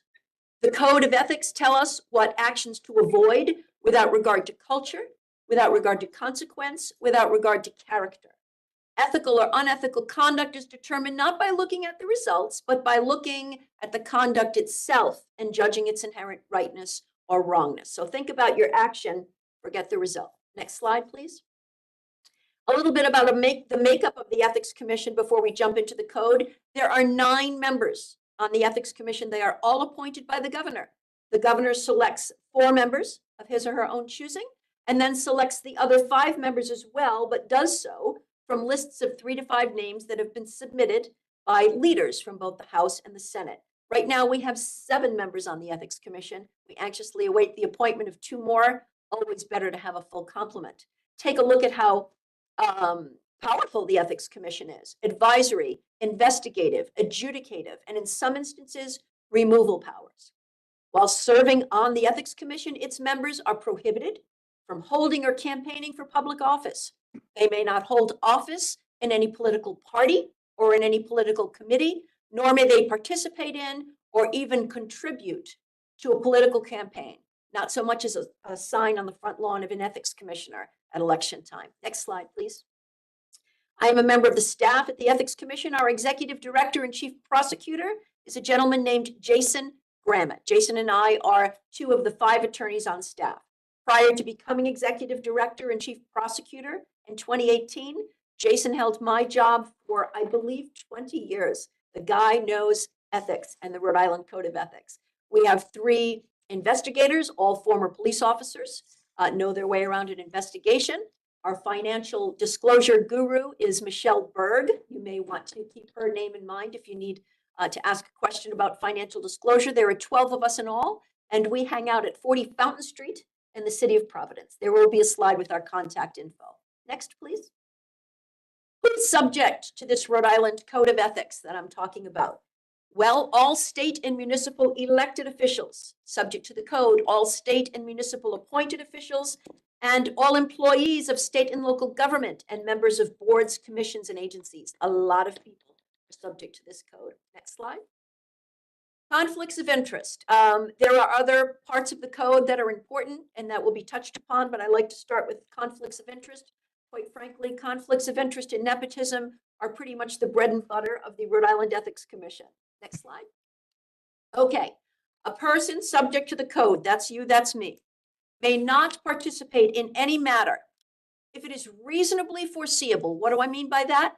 Reasonably foreseeable means it's more than conceivable, less than certain to occur, that you or a member of your family or a business associate or a business by which you are employed or which you represent will derive a direct monetary gain or even suffer a direct monetary loss by reason of your official activity in that matter.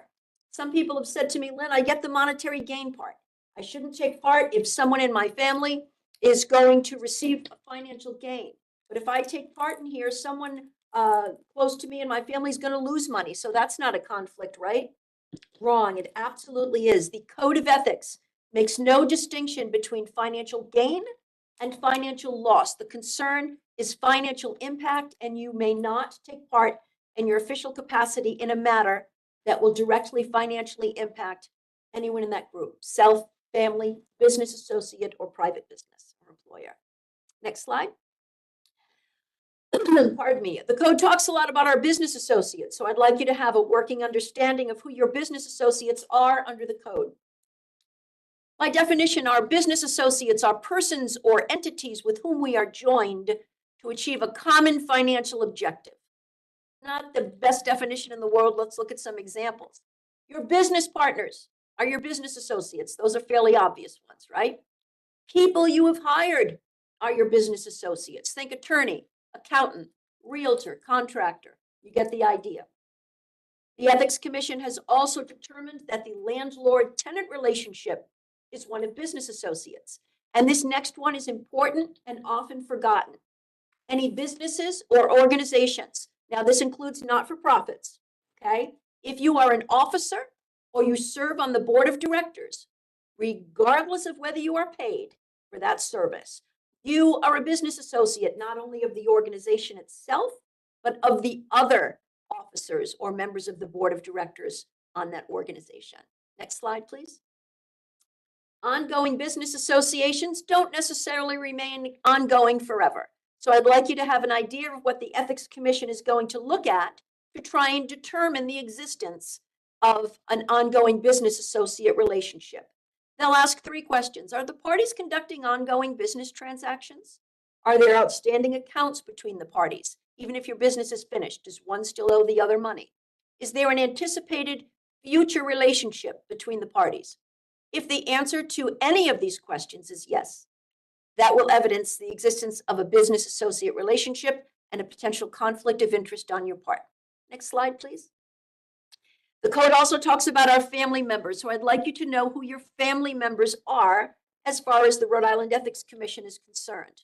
Whether by blood, marriage, or adoption, there's your list. Spouse, parents, children, siblings, grandparents and grandchildren, aunts and uncles, nieces and nephews, and your first cousins, all family members. Now, you might say to me, Lynn, I haven't spoken to my brother in, 6 years. If he has business before me in my public capacity, I would no more go out of my way to help him than I would to hurt him. I'll treat him like I would everyone else. No conflict, no need to recuse, right? Wrong. As unfortunate as a scene I just painted for you, a family member is a family member is a family member, regardless of the status of your relationship at any given time. Now, the same person might say to me, I'm a lot closer to my best friend than I ever was to my brother. If my best friend comes before me in my public capacity, do I need to recuse? Well, technically, under the code, you do not have to recuse if your friend comes before you. However, remember that constitutionally founded goal on the slide at the beginning that asks us to avoid even the appearance of impropriety when exercising our public duties. Tell you what, if your friend comes before you in your public capacity, what an excellent opportunity for you to exercise the discretion to recuse to avoid an appearance of impropriety. Okay, sermon over on that topic. Next slide, please. Think of a conflict of interest as a situation in which your public duties and your private life intersect, right? And I said nothing to memorize here, but if you do leave here today with something on your mind, please make it this. It is not unethical to have a conflict of interest. It does not violate the code of ethics to have a conflict of interest, said the woman in Rhode Island with 31 first cousins. I kid you not, okay? It's not the conflict that's the problem. The potential problem is the failure to identify and manage that conflict. And we at the Ethics Commission help people do that every day. Next slide. Okay. Do I have a conflict of interest? Here's what you're going to ask yourself. Is it reasonably foreseeable, more than conceivable, less than certain, that a decision that I'm helping to make as part of my public duties will result in a financial benefit or detriment to me, to someone in my family or household, to my business associate, or to a business by which I'm employed? Next slide. Ask yourself, even if there's no financial impact, is a family member, a household member, a business associate, or a business by which I'm employed a party to, or a participant in the matter that's being discussed? If the answer is yes, you have a conflict of interest, you must recuse from any participation in the matter. And you'll notice that in this slide, in the last, the term household member is also added. Under the nepotism provisions of the Code of Ethics, if someone is a member of your household, that is conflict of interest territory, regardless of whether you are related by blood, marriage, or adoption. Next slide, please. The act of recusal is relatively simple. We ask you to complete what's called a statement of conflict of interest form, sometimes called a recusal form. You present the original to your presiding officer or appointing authority, and between the two of you decide who's going to send us a copy at the Ethics Commission. We do keep track of recusal forms. Next slide, please. On to nepotism, and a slide that just kind of tickles my fancy for some reason. If nepotism exists, my brothers will root it out. Ah, the irony. Next slide. Okay, you may not participate in any matter as part of your public duties if there is reason to believe or expect that any person within your family or a household member is a party or participant, or will derive a direct monetary gain, or suffer a direct monetary loss, or somehow obtain an employment advantage by virtue of your participation in that matter. Next slide. The code's prohibitions against nepotism apply regardless of whether your family or household member is absolutely objectively the most qualified candidate for a job or absolutely deserves that promotion. The policy underlying the prohibitions against nepotism is premised on the recognition that it's just really, really difficult for anybody to be truly objective when considering matters impacting family and household members. And again, I'll hit you with that constitutionally founded goal of avoiding even the appearance of impropriety. Do we think that you could conduct yourself objectively in a matter impacting your family?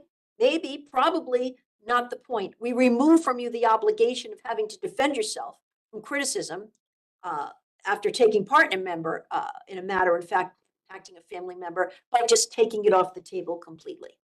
Next slide, please. Okay, some people will say, well, after I recuse, what do I do? Do I leave the table? Do I leave the room? What's the story?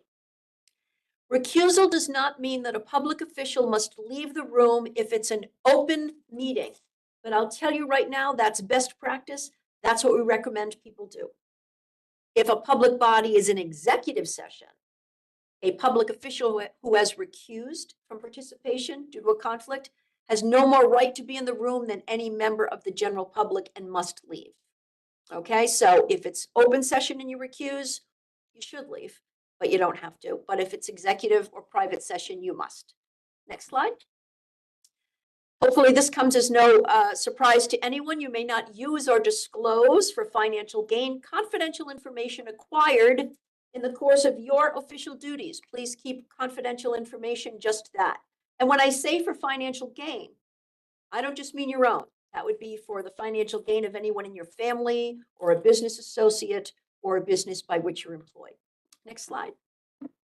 Okay, gifts, a very popular and important topic at the Ethics Commission. Here's what I'd like you to know about gifts. If you participate in making decisions, you may not accept cash or forgiveness of debt from an interested person. What's an interested person? An interested person has a direct financial interest in a decision that you either make or you help to make. And interested persons include employees or representatives of an individual, a business, an organization, or an entity. Next slide. So what can you accept? You may accept things of value up to and including $25 per instance and $75 per year per interested person. So if your organization has a zero tolerance policy on gifts or one that is more strict than that found in the Code of Ethics, you must follow your agency's policy. But let's say that there's an agency that says, yeah, we get it, Ethics Commission. You can't go around accepting gifts from interested persons, but $25, really? What's that, a sandwich and a cup of coffee? We're going to make it 100. Nope. In that case, you have to follow ours. You follow the less fun one, okay? That's a good way to remember it. Next slide, please. The revolving door, the Code of Ethics has a number of revolving door provisions. We're not going to go through all of them, but I'd like you to know why we have them. The purpose of these revolving door statutes and regulations is to prevent government employees and public officials from unfairly profiting from or otherwise trading upon the contacts, associations, and special knowledge that they acquired during their tenure as public servants. Next slide, please. Here's an example of a revolving door provision. No elected or appointed official may accept any appointment or election that requires approval by the body of which that official is or was a member to any position which carries with it financial benefit. And that prohibition continues for 1 year after the termination of that person's membership in or on such a body. The Ethics Commission may give its approval for a particular appointment if satisfied that denial of that employment or position would create a substantial hardship, not for the person who wants the job, but for the body, board, or municipality. Quick example. Let's say that there is a city council, and on that city council, there's an attorney who is a member, and the attorney leaves the city council for whatever reason, decided not to run again, just leaves. 6 months go by. The city council is meeting and says, hey, we need to hire a lawyer for this particular project that's coming up. How about Bob? He was with us for a while. He's an attorney. He knows us. We know him. He knows the project. Let's get Bob. Bob cannot accept that job because he left the city council only 6 months ago. Now, can the city council go to the Ethics Commission and say, we'd like you to make an exception so we can hire Bob? Sure, if the city council can convince the Ethics Commission that of the 12,000 lawyers in Rhode Island, only Bob will do, then perhaps they can. But good luck with that. Next slide. Advisory opinions. This is the other half of my job and that of my colleague and friend, Teodora Popka. Teddy and I draft maybe 95% of the advisory opinions that leave our office, and we thought that it would be important for you to know what they are, when you might need one, and how to get one. Next slide. An advisory opinion is a legal interpretation of the Code of Ethics. It gets issued by the Ethics Commission. It provides specific guidance about a particular and impending circumstance, and it is based on the representations of the petitioner. The petitioner is the person who's asking for the advisory opinion. Your takeaway here, the Ethics Commission does not issue advisory opinions on hypotheticals. One, who's got the time? Two, it's not going to be of any use to you. These advisory opinions very much turn on the facts that are submitted in support of the requests. And so that's why they don't issue hypotheticals. And also, it's based on the representations of the petitioner.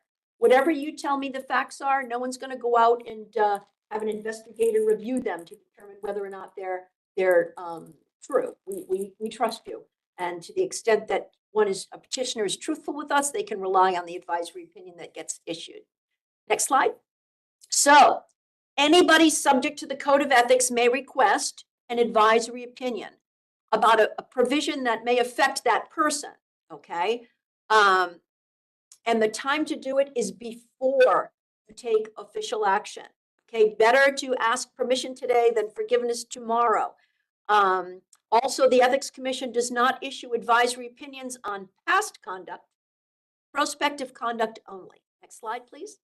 So how do you get one of these advisory opinions? You mail, hand deliver, or email to the Ethics Commission a letter containing your signature and the information that you see here. We absolutely need your contact info because we're going to communicate during this process.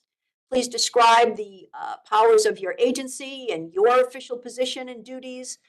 Give us the nature of the potential conflict, summarize the relevant facts as best you can, and do let us know if you have any time constraints while we try our best to issue the advisory opinions in the order in which we receive the requests. Sometimes someone's in more of a hurry than someone else, and we want to accommodate as best we can.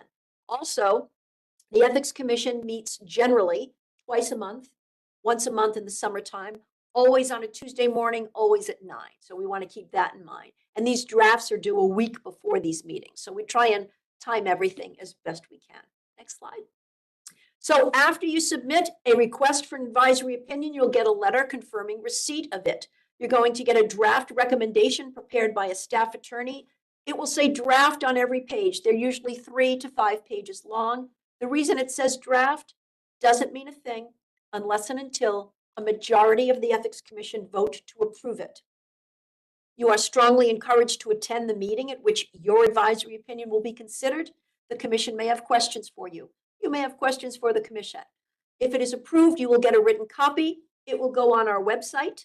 And you should know that both your advisory opinion and your request seeking it are public records. So they would be subject to an APA request, Access to Public Records Act request. The other thing, you could indeed say, you know, I might ask for an advisory opinion, but I'm curious to see if the Ethics Commission has ever addressed my particular question before. Let me go to their website. Let me type in a couple of search terms. Up pop 5, 6, 9 advisory opinions. You start to read them. You get to one and you say, this is my question. This is my exact question. Maybe I don't need an advisory opinion. Maybe I read this one real carefully and do exactly what they told that person to do. Please don't do that, okay? The only person who can rely with certainty on an advisory opinion is the person for whom it was prepared and to whom it was issued. Do read the one you found. Get an idea of which way the wind might be blowing when you go before the Ethics Commission. But if you need, and you may even see us cite it in your advisory opinion, but if you need something on which you can rely, you will need to ask for your own. Next slide, please. Rounding the home stretch. On to financial disclosure, with which I'm sure you are familiar or will be if you are a new member of the Board of Trustees. You can see a list of people that must file annual financial disclosure statements with the Ethics Commission. If someone has a question about whether or not they are required to file, don't worry about it because we know who needs to file and we send out the forms every year. Next slide, please. I'd like you to know the purpose of financial disclosure. I promise it is not to embarrass, annoy, or offend anyone. Financial disclosure with the Ethics Commission helps ensure that people acting in the public interest do not use their public positions to further their private financial interests. Financial disclosure helps identify conflicts between a public official's financial interests and their public office. These things increase the overall transparency in government appointments and decision-making and help further the public's confidence in government. And what's wrong with that, if you think about it? No one's going to ask you what you paid for your house. No one's going to ask you how much money you have in the bank. Those are not the types of questions. We're trying to identify ordinarily relationships with organizations. Next slide, please. So these financial disclosure statements are due on the last Friday in April or by the last Friday in April. Next slide, but we send you lots of reminders, no worries. A little bit of information that appears on these statements so you can be aware of that. The yearly financial statement requires the listing of certain assets and sources of income, but does not require divulging net worth. You will be asked the name of your employer, about any real estate other than your principal place of residence, businesses in which you or your spouse or dependent child have at least a 10% or $5,000 ownership or investment interest, those sorts of questions. Next slide, please. There are questions related to trust income and out-of-state travel that's provided or paid for by someone else. Next slide. You will be asked to list all positions of management, as well as positions of director, officer, partner, trustee, or positions of a similar nature in any entity held by you, your spouse, or dependent child, again, regardless of whether you are paid for such service. And this includes businesses as well as nonprofit organizations or groups, even if no compensation is received. This one's so important that the slide is actually called question 9, because that's the question that it is. Next slide. You must disclose debts of more than $1,000 to anyone other than most family members, financial institutions where the debt is secured by a mortgage on your principal residence, and debts arising from credit card transactions. Next slide. So this is our contact information. I wanted to say that I had an opportunity to watch a recent meeting at which you discussed your obligations and responsibilities under the Code of Ethics, and I applaud you for staying so in tune with what your responsibilities are. And I saw that you kind of have a backup system for identifying potential conflicts of interest before meetings, which is a good thing to do. But I would just remind everyone that being aware of your conflicts of interest is a very personal responsibility to you, and you cannot rely on anyone else to make sure that you have identified all your conflicts. Because even though the financial disclosure statements, which are being collected, which is a great idea, they should always be handy, contain a lot of the important information about potential conflicts before you meet. These things don't contain all your relatives or your business associates that may have relationships that may have started after you filed or that have changed since you filed. But I do like the belt and suspenders approach of having everybody keep an eye out, but please remember that it's indeed your responsibility. So we zipped through this rather quickly. This is our contact information. This is where I offer the opportunity to ask questions. And sometimes a couple of things happen. At this point, people will be saying, questions. I don't have any idea what you just said about any of this. You just raced through 30 minutes. But you know what? That's okay, because this will trickle down into you and you might have a question another day. And that's fine. You call me or one of my colleagues. And other people say, yeah, I have a question. I prefer not to ask it in front of a couple of dozen colleagues. I'll contact you privately, and that is fine too. But I would ask at this point if anyone has a question, and I'd be happy to do my best to try and answer it.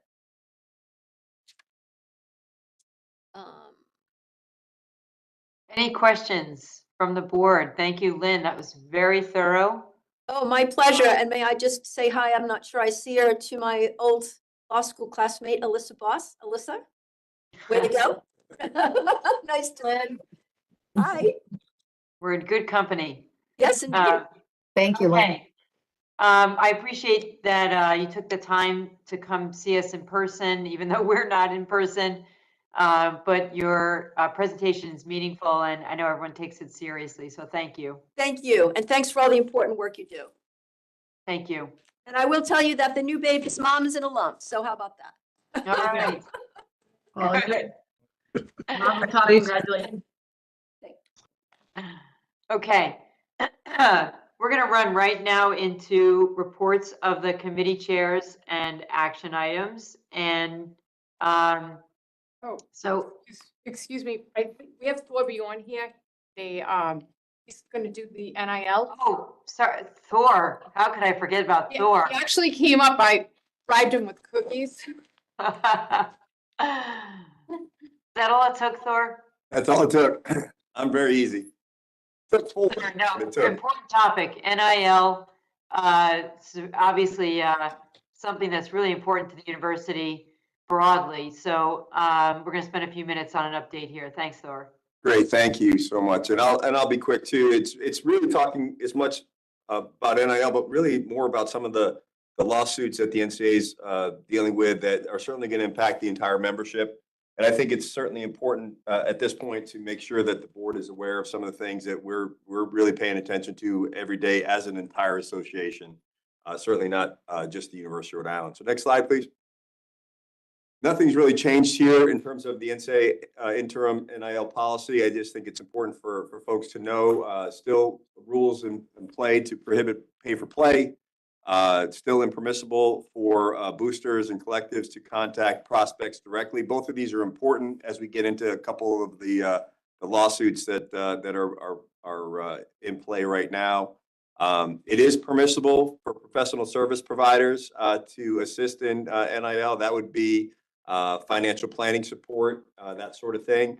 And then also it's still not allowed for any university or, for example, third-party marketing company like our relationship with Learfield to compensate student athletes for their NIL. Next slide, please. A couple of things that are taking place this coming August. There's a lot of transition that we do think will really start coming into effect around August 1st of this year. There is going to be work done through the NCAA to try to provide registration for NIL service providers to benefit our student athletes across the board. Looking to standardize contracts, which I think could be beneficial and create some of the or alleviate some of the confusion associated with that with students that really don't have that experience. And then also there is a focus on some level of transparency where if a student athlete has an NIL deal that is greater then $600 that they must inform the compliance office at their institution, which will then report that back to the NCAA. What isn't in play there yet is having a database that's public for all people to have access to. President Baker, the president of the NCAA, had talked about that at one point, and that's something that, personally speaking, I think could be a benefit to all. Next slide, please. So now we're getting into, again, it's lawsuits related to NIL, but it's really important because I think if some of these, depending on how they play out, there's significant changes coming our way. And I was on a call with our association yesterday on a Zoom. And it just feels like a kind of a storm surge happening within college athletics, and primarily being driven by, on the legal side. First, and I'll just go through these quickly. But I asked Casey Light, our NCAA compliance person, to sort of put together some bullet points associated with the most relevant lawsuits in play as of today. States of Tennessee and the Commonwealth of Virginia versus the NCAA filed a lawsuit, basically saying that the NCAA is denying student athletes their ability to earn full compensation. They want both states are saying that it's been a disadvantage to college students to not have NIL conversations, meaningful NIL conversations before they committed to a school. Because again, if you remember, you are not allowed to promise or create or provide a recruiting inducement to allow or to have a student athlete make that financial decision as part of their decision to come to an institution. But you can certainly see that the NCAA's thoughts. I mean, it really is going to provide a bidding war, and that's pretty interesting concept there. That happened just recently.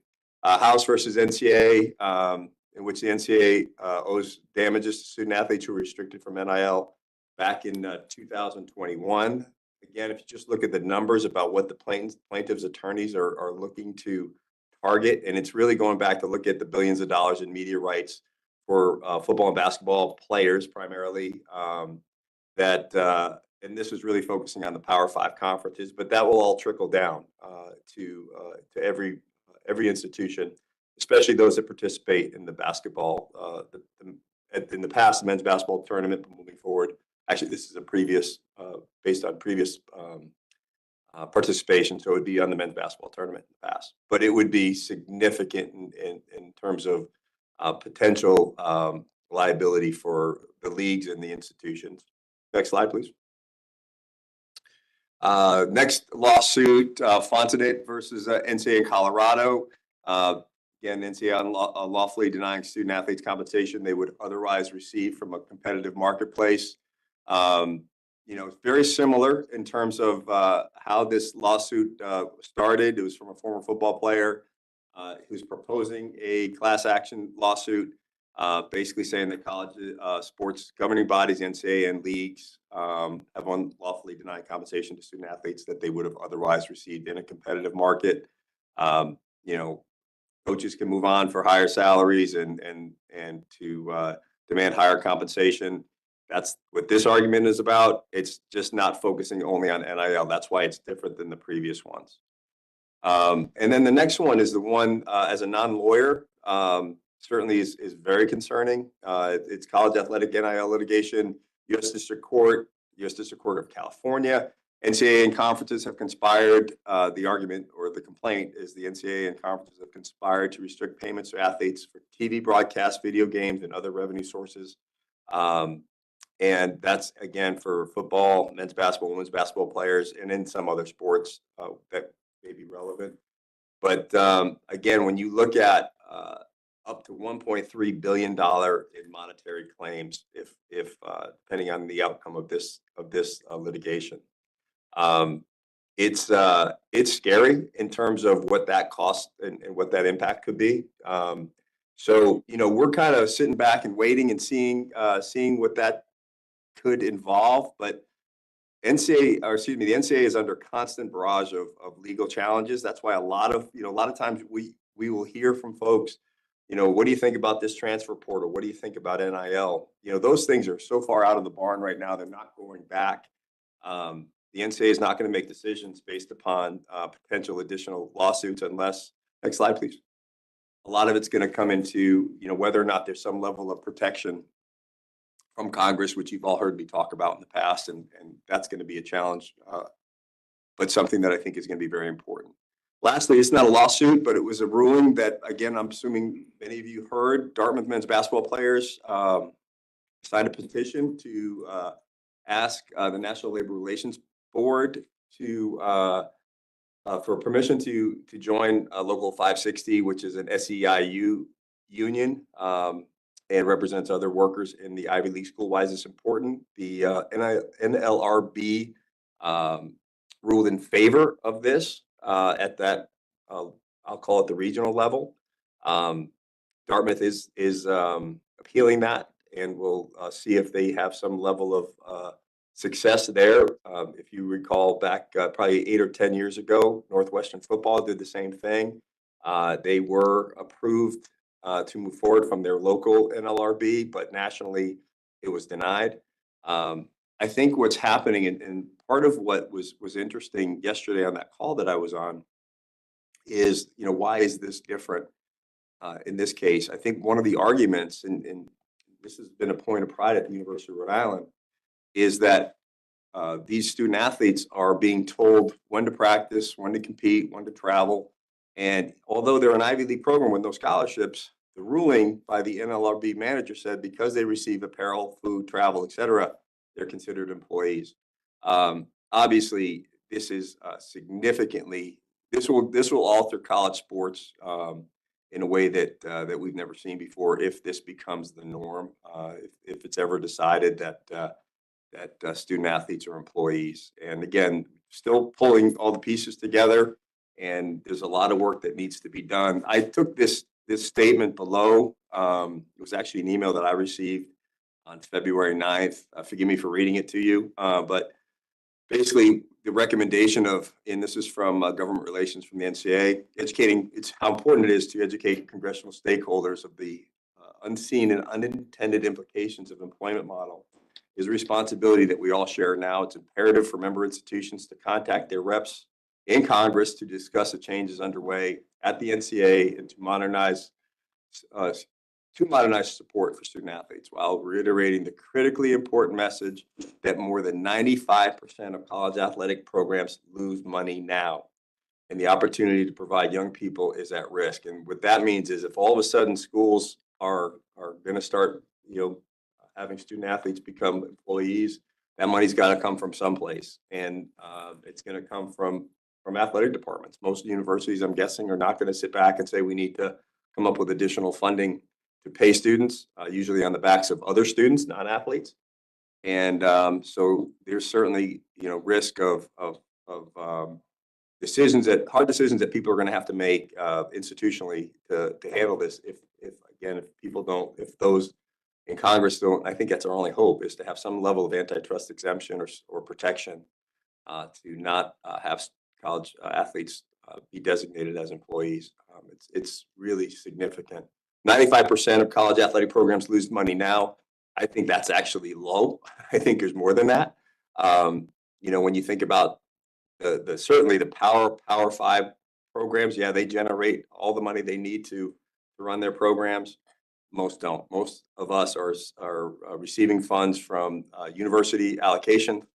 We self-generate some, but certainly we cannot survive without that support. We're not unique. I've heard numbers of 20 to 25 schools out of the 352 that are self-sufficient. So anyway, I think it's important to continue to keep everybody informed of this. Nothing we need to do with it now in terms of just being aware.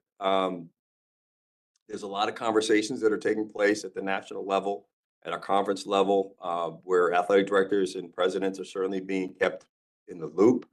And then really my job will be to keep President Prolonge and certainly the board informed of things that change on a timely basis. And I think these are the types of things that aren't going to go slow now. They're going to move very, very quickly.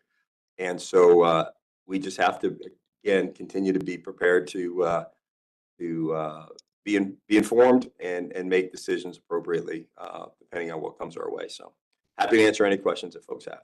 Yeah, Thor, this is Armin. This case, the Dartmouth case, confuses me. Is it, there's still the basic rule from the NCAA that the school itself cannot be involved in negotiations on any NIL money? That's correct, Armin. And the Dartmouth case has actually nothing to do with NIL. It has to do with the fact that they're saying their basketball players are employees because they control so much of their time and they actually compensate them different than we do. Because in the Ivy Leagues, you don't get scholarships, athletic scholarships. But their thought is that they control their time, they control their schedule, they control their workouts. So therefore, and they do receive some level of compensation, that being equipment, food, on travel, and travel costs.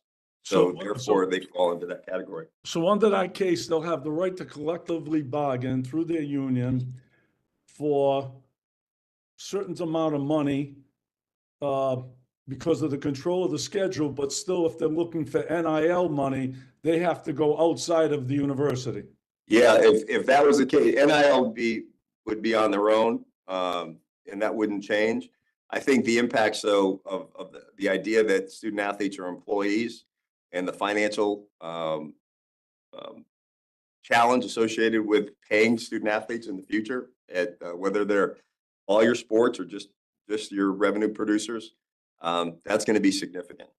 NIL is completely separate. I mean, look, completely separate from the Dartmouth case. It's not ours to say, but I'm not getting the upside from the unionization on the collective bargaining is that really the amount of money that they would receive under that versus the NIL situation that's out there.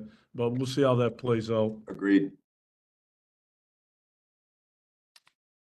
Hey, Thor, this is Courtney. How does the transfer portal play in this? I know that was happening, NIL was happening, and so I'd be curious now that we're a little bit of time in, if that's being affected at all. Because you talked a little bit at the beginning about, how packages are delivered for folks that are coming in, and that the NIL has to stay separate. I didn't know if there was any effect on the transfer portal side too.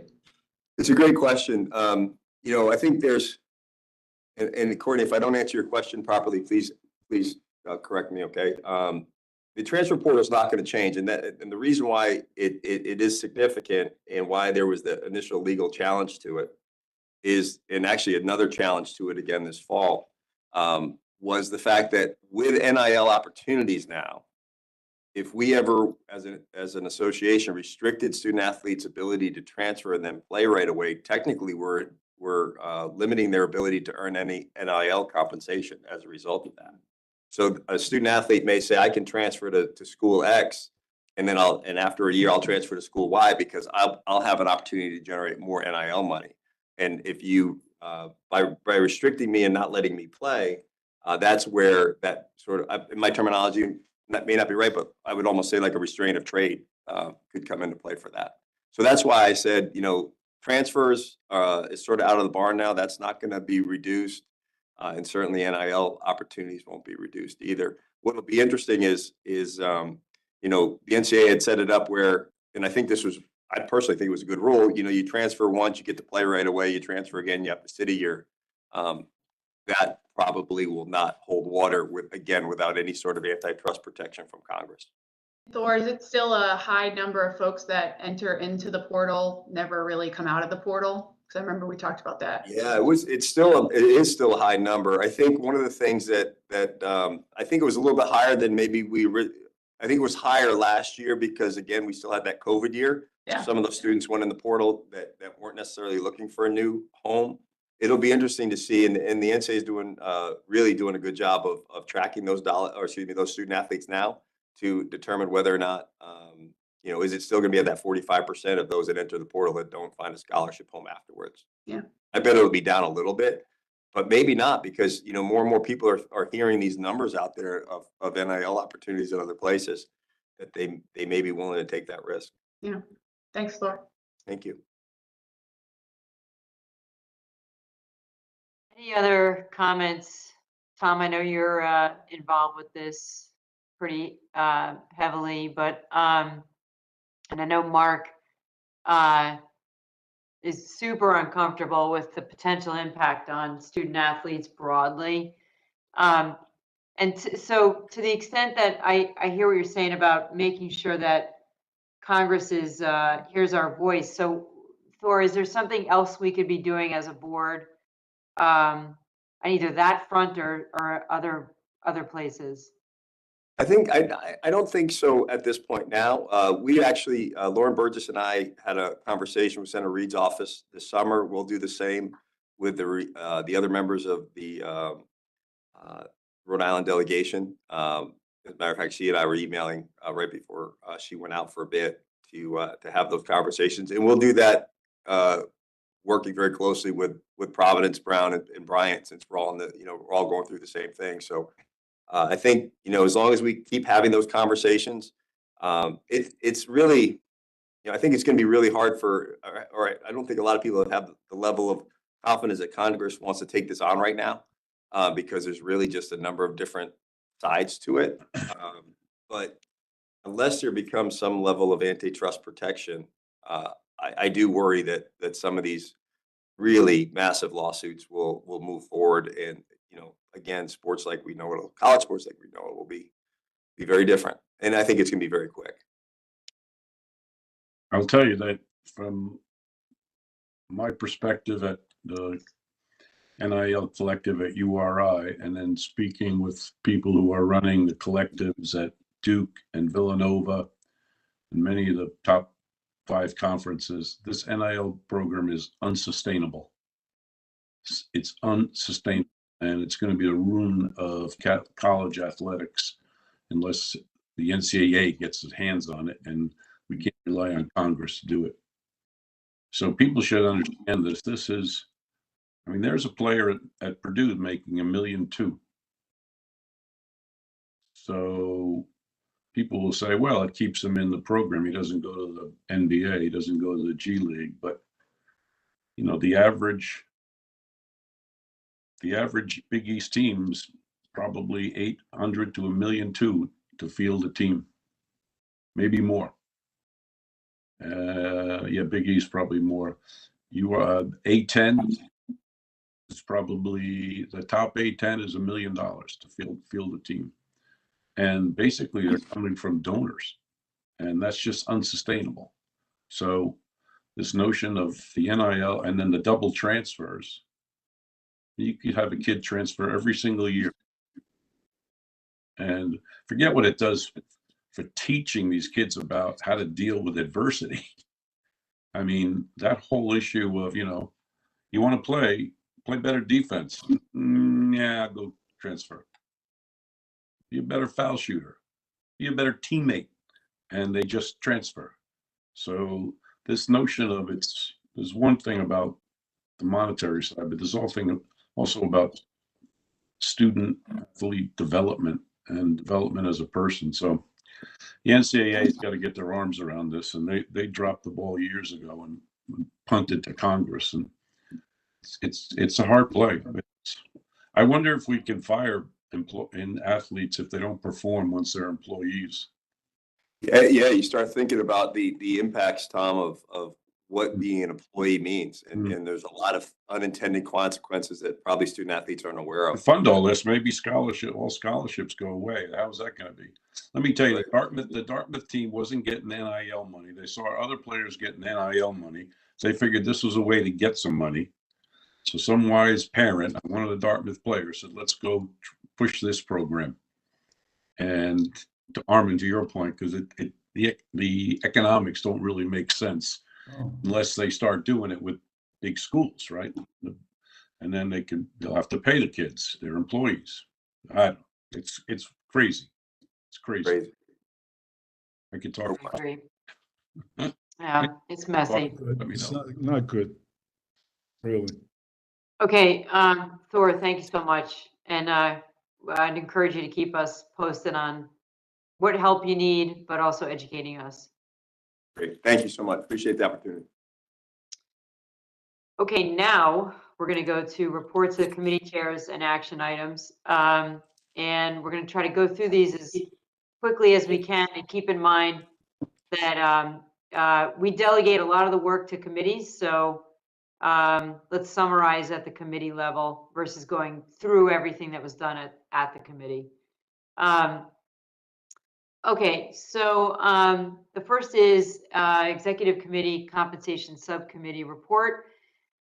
We talked today about, and we heard in the Compensation Subcommittee, we went through the first review of the comprehensive performance review. We went through that again today with the full board in executive session. We had a meeting on that was on January 8th. On February 12th, we had a joint meeting of the Executive Committee and the Compensation Subcommittee to talk about the president's contract. We talked about that again today in executive session with the full board. And coming out of that, I have an action item that walks through approval of the president's contract, which we discussed today. So I'm going to read this motion. It's a long motion, and then I'm going to ask for response after. So the motion is that the University of Rhode Island Board of Trustees hereby, 1, finds that President Mark Parlange's performance in the position of president far exceeds the standard of satisfactory. 2, appoints Mark Parlange as president of the University of Rhode Island for an additional term of 5 years from July 1, 2024 to June 30, 2029, subject to a contract being negotiated and finalized. 3, authorizes the chair of the Board of Trustees to negotiate, approve, and enter into, on behalf of the Board of Trustees, an employment agreement with Mark Parlange upon substantially the terms presented and recommended, with such other terms as she may approve, such approval to be conclusively evidenced by her execution thereof. And 4, ratifies and approves prior actions of the chair in connection with President Parlange's employment agreement consistent with the foregoing. So that is the motion. This is Armin, so moved. Second, Jay Placencia. Thanks, Armin. Thanks, Jay. Any discussion on the motion? There being no discussion, I ask for a voice vote. All in favor, please say yes. Yes. Any opposed? Any abstentions? Motion carries. Thank you. Second has to do with a tentative collective bargaining agreement that we talked about with the Executive and Compensation Committee previously in the February meeting. And this has to do with a recommendation on an across-the-board salary increase for the Professional Technical Administrative Association. And so the committee recommends to the board approval. The motion is that the University of Rhode Island Board of Trustees ratify the tentative collective bargaining agreement between the University of Rhode Island Board of Trustees and Professional Technical Administrative Association, PTAA, for a 1-year extension, July 1, 2024 through June 30, 2025, of the existing collective bargaining agreement with a 2.5% across the board salary increase. That is the motion. Charlie Fogarty, so moved. Courtney Nicolato, second. Thank you, Charlie. Thank you, Courtney. Is there a second to the motion? Second, Neil Kerwin. Oh, sorry. I just said that. I'm a little hungry. Okay, any discussion on the motion? No discussion. All those in favor, please say yes. Yes. Any opposed? Any abstention? Motion carries. Thank you. Okay, so now we're going to turn to the Ad Hoc Special Real Estate Committee. Mike Fastelli had to leave the meeting. He chairs that committee. We had a really good discussion. I'm going to ask Abby to just spend a minute on a high-level summary of that meeting. Great, thank you, Chair Cook. The Real Estate Ad Hoc Committee met on January 25th, and the committee did not address any action items, but we did discuss several items in executive session, including some ongoing real estate matters related to university housing, also URI campuses, including Alton Jones on the Providence campus, Peckham Farm, and some URI property acquisition and use planning actions underway. So again, this all took place in executive session, and I appreciated the board's feedback on our efforts in this area. Okay, any questions for Abby? Okay, the next is the Finance and Facilities Committee report, and I'm going to ask Vice Chair Armin Sabatoni to deliver the report. Armin chaired that meeting as Vahid was unable to attend. Yes, so on behalf of Vahid and myself, the Finance Facilities Committee met on Monday, February 5th, to discuss and vote on a number of agenda items. I will soon turn to Vice President Abby Benson and members of her team to walk us through the action items that the committee voted on to recommend for approval to the Board of Trustees. But first, I want to mention some of the other items that we did discuss. We reviewed the governor's FY25 recommended budget, which President Palange included in his president's report earlier today. And we also reviewed on the information for bondholders documents, which were part of Appendix A of the issuance documents for revenue bonds for the university. Abby had noted that the document is reviewed by the board each January and provides a very useful broad overview to the university. A notification of an upcoming, we also reviewed the notification of an upcoming intergovernmental agreement between URI and Oregon State University related to the construction and testing of the new research vessel Narragansett Dawn. This agreement, which is expected to exceed the Board of Trustees approval threshold of $5 million, is required for URI to receive funding from the National Science Foundation flowing through Oregon State University in support of the new vessel's operation, and we expect it will be brought to the board for approval at the April meeting. I'll now turn over to Interim Vice President Abby Benson to brief us on the approvals under the delegation of authority to the president relating to land and property, which these are FYI informations. Abby? Yeah, great. Thank you so much. These are notifications that we're required to provide to the board when the president approves items under his delegation of authority related to land and properties. So there are two items that the president has approved. The first is an amendment of a lease agreement between URI and Rhode Island Agricultural Technologies. The original ground lease was executed in February of 2020 to provide the use of approximately 59 acres at Peckham Farm, including a 25,000 square foot agricultural innovation center. This is part of the Innovation Campus Bond Funds project that was announced back in before 2020. So this was just an update to that original lease for some clarification of requirements and definitions that weren't clear in the original agreement. The second is a facility use and license agreement between URI and the URI Research Foundation to license some space in the Ocean Technology Center building on the Bay campus. In lieu of rent, the Rhode Island URI Research Foundation is actually renovating the space, and they're using it for a short-term amount of time, about 18 months, and they're going to house some companies in there that are doing research. And when the renovations are done, the use of the building will revert back to URI, and it'll be part of the Narragansett Bay Campus Phase 2 restoration. So we did enter into a lease agreement with the Research Foundation on that.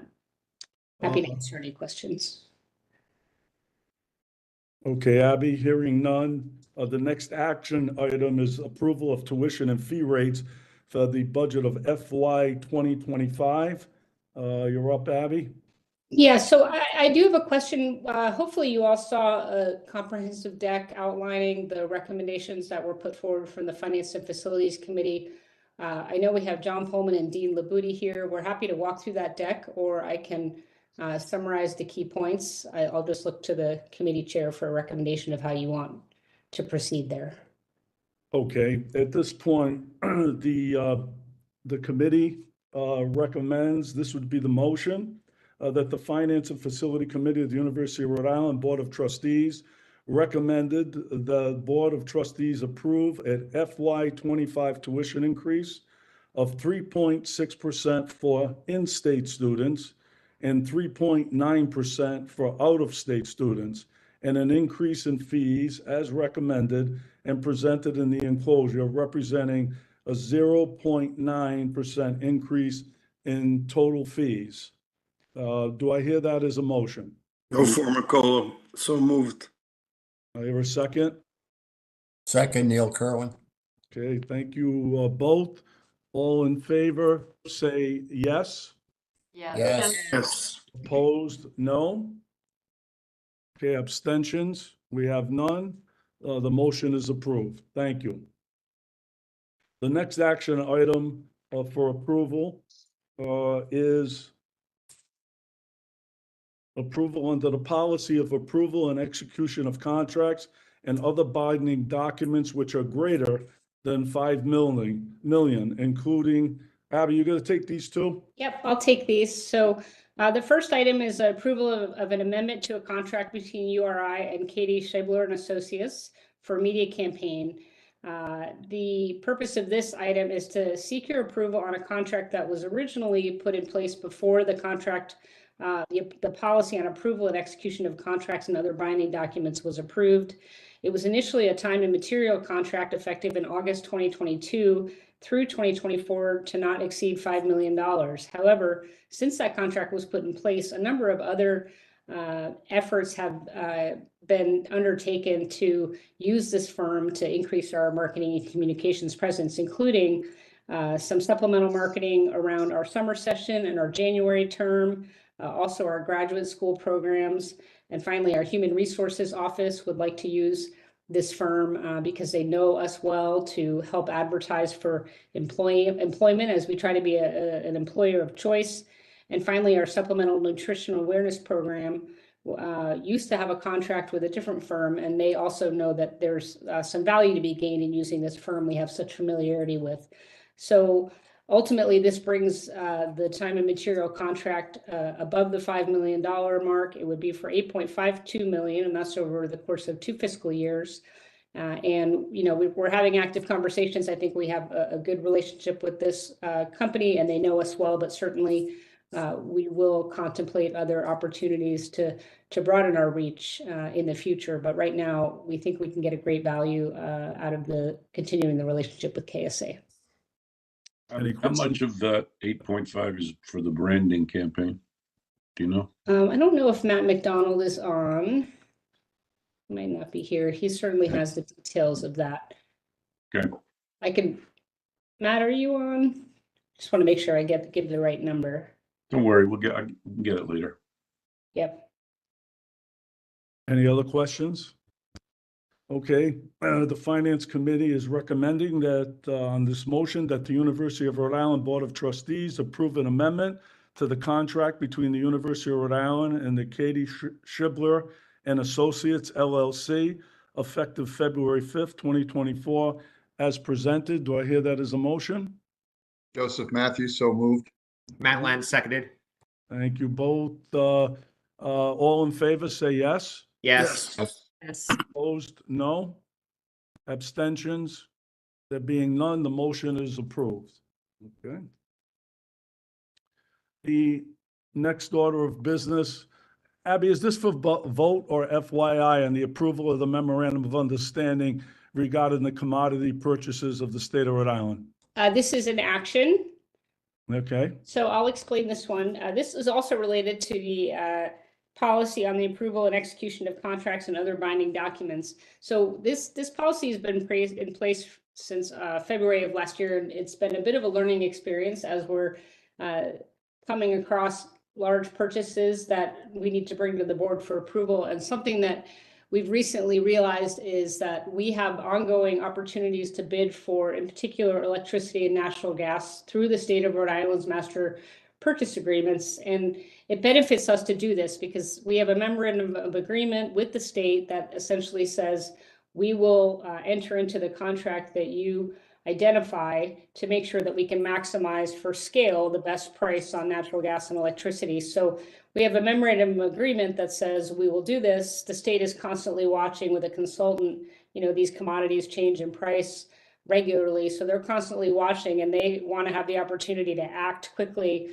when they think they can get a favorable price, and they can enter into a 1-year or 2-year or 3-year agreement, and we don't necessarily have control over it. But we do think it's in the best interest of the university to participate with the state in this because we get better rates financially. So we were recently told by the state, even though we have existing contracts on electricity and natural gas, that things are looking favorable. And in the next month or two, they're going to go out and rebid for natural gas and electricity. And so what we're asking is that the board give us approval to enter into those agreements, which we've essentially committed to with the state through this memorandum of agreement, so that we can make sure we take advantage of that favorable pricing. And we do anticipate coming to the board in the near future with some updates to that policy. Again, as we've learned, we've realized there are a few things that could be tweaked, and this is one of them that would allow us to just have the authority to enter into MPA agreements around commodity purchases. So we are looking for your approval right now in advance of these upcoming bids that we're expecting the state to enter into. Any questions? So the motion would then be approval of the memorandum of understanding regarding the commodity purchases with the state of Rhode Island, specifically the natural gas MOU and electricity MOU. Do I hear that as a motion? I'm Ryan, move it. Jay Okay, Placencia, second. Thank you. Thank you both. All in favor, say yes. Yes. Opposed, no. Abstentions? Hearing none, the motion is approved. Thank you. We got another action item. This is approval of changes to the University of Rhode Island Board of Trustees procurement regulations relative to outside attorney engagements. Melissa, are you there? Melissa? Yeah, sorry for the delay. Finding my buttons. Yeah, we're on the procurement for outside attorneys. You just want to speak to that? Yep. So the existing Department of Administration regulations require approval of any outside law firm engagement by the Department of Administration. And we have been following that practice, and we adopted that in our own board regulations. But I have been working with legal counsel for the Department of Administration, and he also checked in with the counsel for the governor. And they agreed that now that we have our own board of trustees, they believe we do not need to go to the Department of Administration anymore for approval. And so with their assurance that they agreed with me on that interpretation, I wanted to go ahead and take that out of our regulations because it's an extra step that keeps us from being nimble and engaging counsel when we need them. It's a good thing. Any discussion? Okay, the motion would then be that the University of Rhode Island Board of Trustees approve the changes to the University of Rhode Island Board of Trustees procurement regulations relative to procurement of outside legal services and attorneys as presented. Do I hear that as a motion? So moved. Okay, thank you. And second? Monica Garn, second. Okay, thank you. Thank you, all. All in favor, say yes. Yes. Yes. Opposed, no. Abstentions, none. Oh, there is no abstentions. Thank you. Motion is approved. We have one more item as an action item, and this is the approval of a lease agreement between the town of South Kingston for land to house the University of Rhode Island Sailing Center. Abby, you're up. Great, thank you. So this is an action item for approval of a lease agreement with the town of South Kingstown. This will continue our 20-year relationship with the town of South Kingstown for continued use of land at 236 Salt Pond Road in Wakefield, which houses the URI Sailing Center, also known as the Robert P. Arrogant Sailing Pavilion. The building is owned and maintained by the university, and this lease agreement would be for 10 years. So we're seeking board approval for the agreement. Okay. Any questions on this?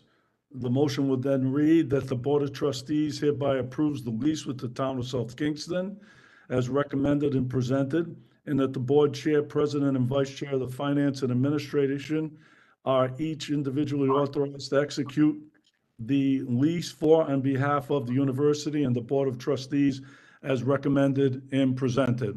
Do I hear that as a motion? Formicola, so moved. Okay, second. Matt Len, seconded. Thank you both. All in favor, say yes. Yes. Yes. No? Abstentions? Hearing none, motion is approved. That's the agenda, Chairman. Thank you.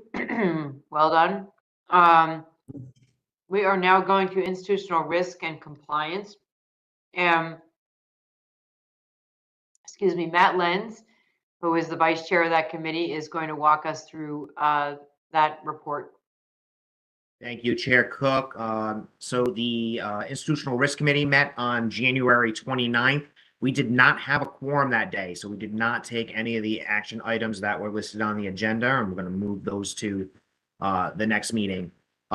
We did have some great conversations, though, and great presentations. Dorca Smalley she's the director of the Office of Equal Opportunity, provided a fantastic presentation on the university's affirmative action plan that was submitted to the state late last year. She discussed the standards for the collection of the data, how they go about collecting that, sort of the demographic makeup of the URI workforce, demographics of new job applicants versus new hires. And she, the way she analyzed that is she did that analysis based comparing it to the Rhode Island workforce as a whole, as well as the U.S. labor force. And she also shared some action plans to address areas for improvement on how to attract more applicants from underrepresented groups. We really thought it was a good presentation. I think the committee recommended that the university develop some KPIs relative to affirmative action goals, that would be an important step to compare our workforce data not just to Rhode Island and the U.S. labor force, but also to our peer colleges. So we really appreciated that presentation. Any questions on that? Okay. Moving on, Kara Larson, our AVP, Enterprise Risk Management, provided an update regarding the status of the proposed Title IX regulations, noting that despite it being released in June 2022, they're not expected to be finalized until May of this year, with the likely implementation to be required by the start of the next school year.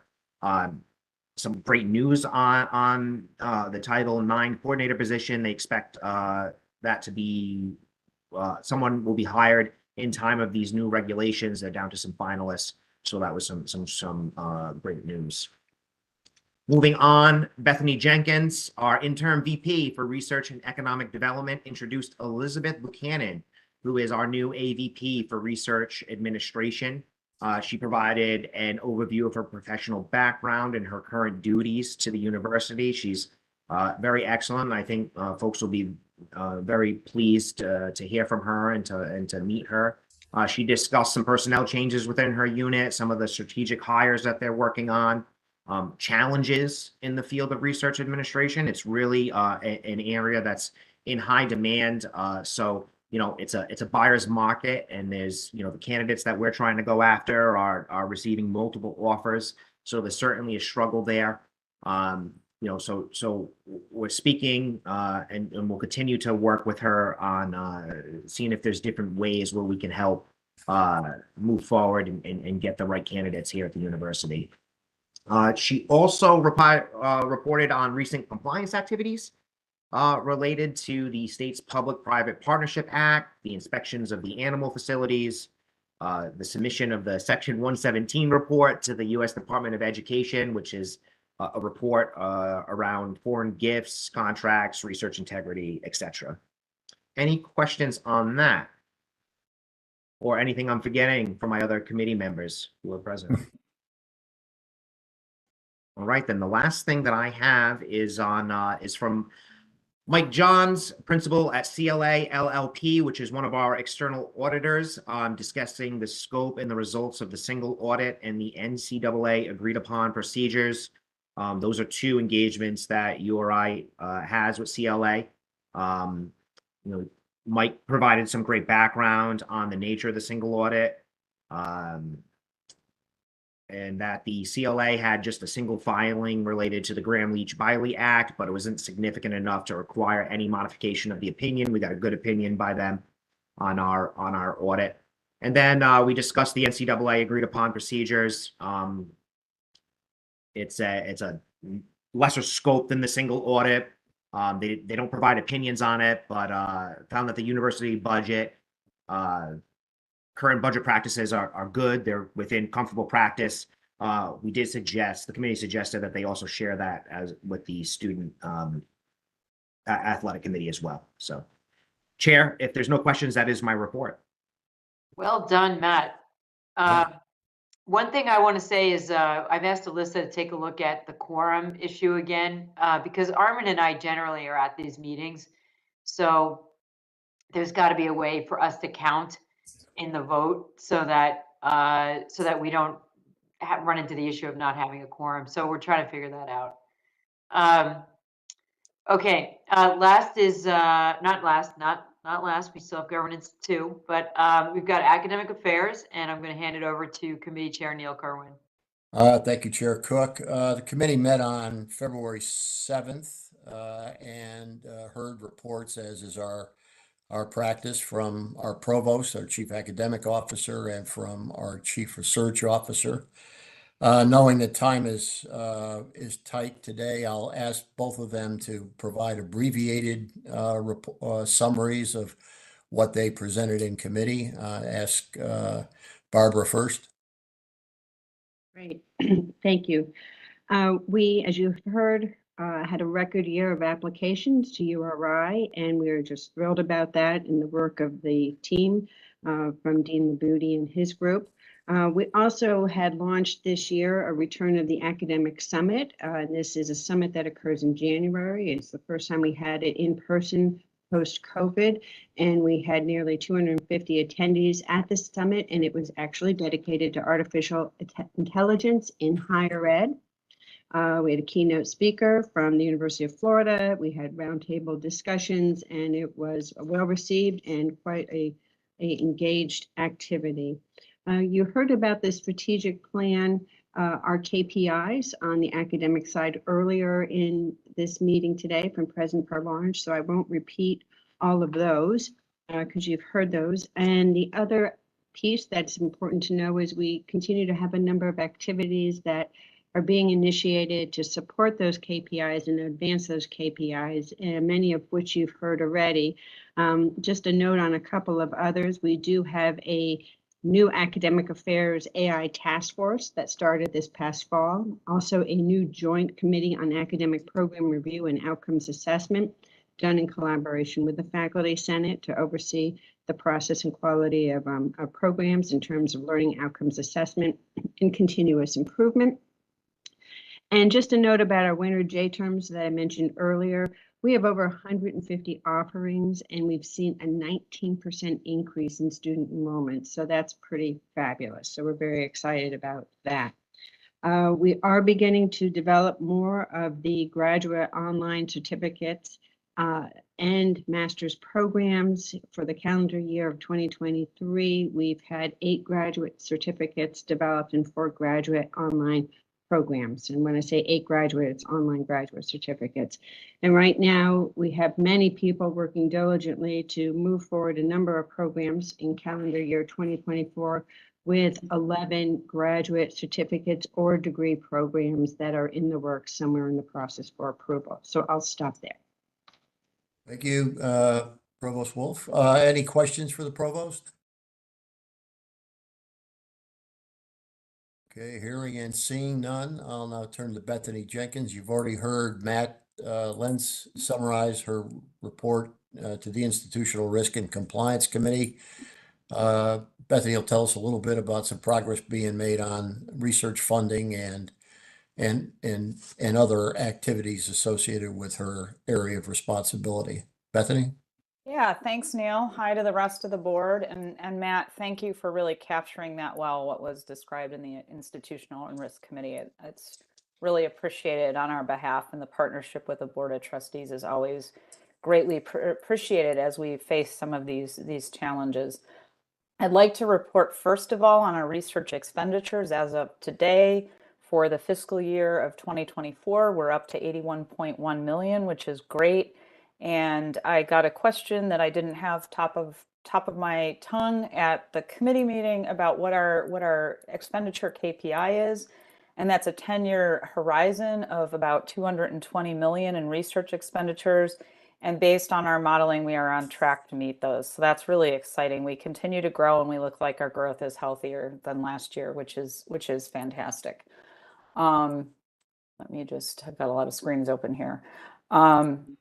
So one of the things that I've been spending my time on quite recently is really stewarding some really large multidisciplinary proposals that URI investigators are involved with that really support activities at the state of Rhode Island level with partner institutions and partner entities. And so a couple of these are 2 NSF EPSCoR awards that were submitted, both for a program called the eCore, which is a total of $8 million, and an eRISE award that's led by a PI, Dan Roxbury, that's on $7 million. And we had a really great letter come in from Senator Reed's office with signatories from the rest of the delegation in support of that award to the National Science Foundation. So we're working really well with our federal and state partners. My office has supported a Department of Environmental Management led effort for a very large award to NOAA for coastal resilience, and we're leading an academic collaborative as part of that award. I'm currently working very hard with the state of Rhode Island and Rhode Island Commerce in support of an EDA Ocean Tech Hubs application. We've been really trying to spend some time engaging the community. And so in December and January, we had 2 research town halls that we invited our faculty and researchers to participate. They were incredibly well attended. We had probably over 150 participants, great feedback and engagement. And so that's given us some actual actionable steps from our stakeholders and some great dialogue. And I'm happy to talk more about that if anyone has more detailed questions, but it was really great. We had questions that we discussed, like what does it take to become an R1 institution? You heard from Matt some of our staffing challenges, but we've made a lot of progress in staffing. Elizabeth, our new AVP for Research Administration, is indeed really effective. She's a PhD and an endowed chair in ethics, tying back to the ethics presentation that she's very well versed in. We've hired a director of research security, director of research integrity, and an associate director of our pre-award office and sponsored projects. We've created new roles coming out of the first town hall, and we hired somebody to be we have an open search and an interim position for a research concierge and project manager. This is an on-campus position to meet with faculty and help kind of streamline projects as they move through our office. And we've got ongoing searches that you heard from Matt on award specialists. And this indeed is a workforce challenge. And one of the things that we're looking at closely is that the unions in Rhode Island have a 4-year degree requirement for some of these positions. And we feel pretty strongly that a 2-year degree and the appropriate training would allow somebody to compete for those jobs. So we're really hoping to look at that to broaden the workforce that's eligible to help us in this area of critical need. And that concludes my report. Thank you, Bethany. Any questions about our research program? Hearing none. We have 3 action items also that we took up with the committee. 2 involve senior faculty appointments and leadership appointments in one of our flagship schools. The third is a matter of internal organization. Barbara, I'll ask you to talk a little bit about our new dean. Sure. So Dr. Vivier, who has been appointed the Dean of the College of Health Sciences, most recently held the position of Professor of Public Health and Community Medicine and Professor of Pediatrics and Interim Chair of the Department of Public Health and Community Medicine at Tufts University School of Medicine in Boston. And prior to joining Tufts, he was a Professor of Health Services Policy and Practice at Brown University, a bachelor's and medical degree from Brown University, and a PhD from the Department of Health Policy and Management from Johns Hopkins University. He is a noted public health education leader, scholar, and pediatrician. He is the founding director of the Hassenfeld Child Health Innovation Institute in Providence, has extensive experience in establishing and leading several interdisciplinary teams, and also is widely published with over 70 scholarly papers in peer-reviewed professional journals. And he has a sustained history of collaborative and independent grant funding from an array of areas, including foundation, state, and federal agencies. So we are delighted to present Dr. Patrick Vivier.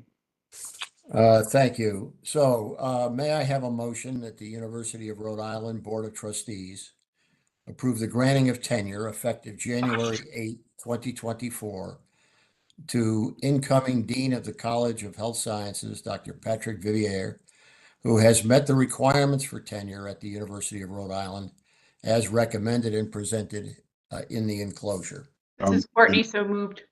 Charlie Fogarty, second. Is there a second to the motion? Charlie Fogarty, second. Thank you. Any discussion on the motion? Hearing none. Will all in favor please voice yes? Yes. Yes. All opposed, no. Any abstentions? Hearing none, the motion is approved unanimously. The second is the approval of the granting of tenure to a new member of our faculty, and I'll ask Barbara again to summarize. Great, thank you. Dr. Oda is professor of practice at the School of Marine and Environmental Affairs at the University of Washington. He is also director of the Nippon Foundation Ocean Nexus Research Center, Earth Lab at the University of Washington as well. He has his bachelor's, master's, and PhD in anthropology from the University of London, and also an executive master's of public administration from the University of Washington. Dr. Oda is a social anthropologist who has specialized in the study of coastal communities and marine conservation, and specifically the relationship between people and the ocean. So a nice match with the ocean state. He was a policy research fellow in the Ocean Policy Research Foundation in Tokyo, Japan. He's widely published in peer-reviewed journals, including Nature, and his work has been translated into public access avenues, including coverage in Newsweek, The Conservation, CBS News, and The Washington Post. His current efforts on the Ocean Nexus program are funded through a 10-year, $35 million grant from the Nippon Foundation. Thank you. So may I have a motion that the University of Rhode Island Board of Trustees approve the granting of tenure effective April 1st, 2024 to Dr. Yoshitaka Oda, who has met the requirements for tenure at the University of Rhode Island as recommended and presented in the enclosure. Joseph Mack, so moved. Is there a second? Ryan, second. Any discussion on the motion? Hearing none, all in favor, please vote yes. Yes. Yes. All opposed, please vote no. Any abstentions to the motion? If not, the motion carries unanimously. And then finally, we have a proposal approved by the Academic Affairs and Research Committee regarding the creation of a new academic department. Will the provost please summarize this? Sure. This action item requests approval of an organizational change that will integrate public relations with the journalism department, thereby creating a new Department of Journalism and Public Relations. It's a structural change. It evolved from an academic program review, and it is supported by both faculty and the dean. Thank you. May I have a motion then that the University of Rhode Island Board of Trustees approve an organizational change of creating the Department of Journalism and Public Relations as recommended and presented in the enclosure? Monica Garn, so moved. Joe Formicola, second. Thank you. Is there any discussion on the motion?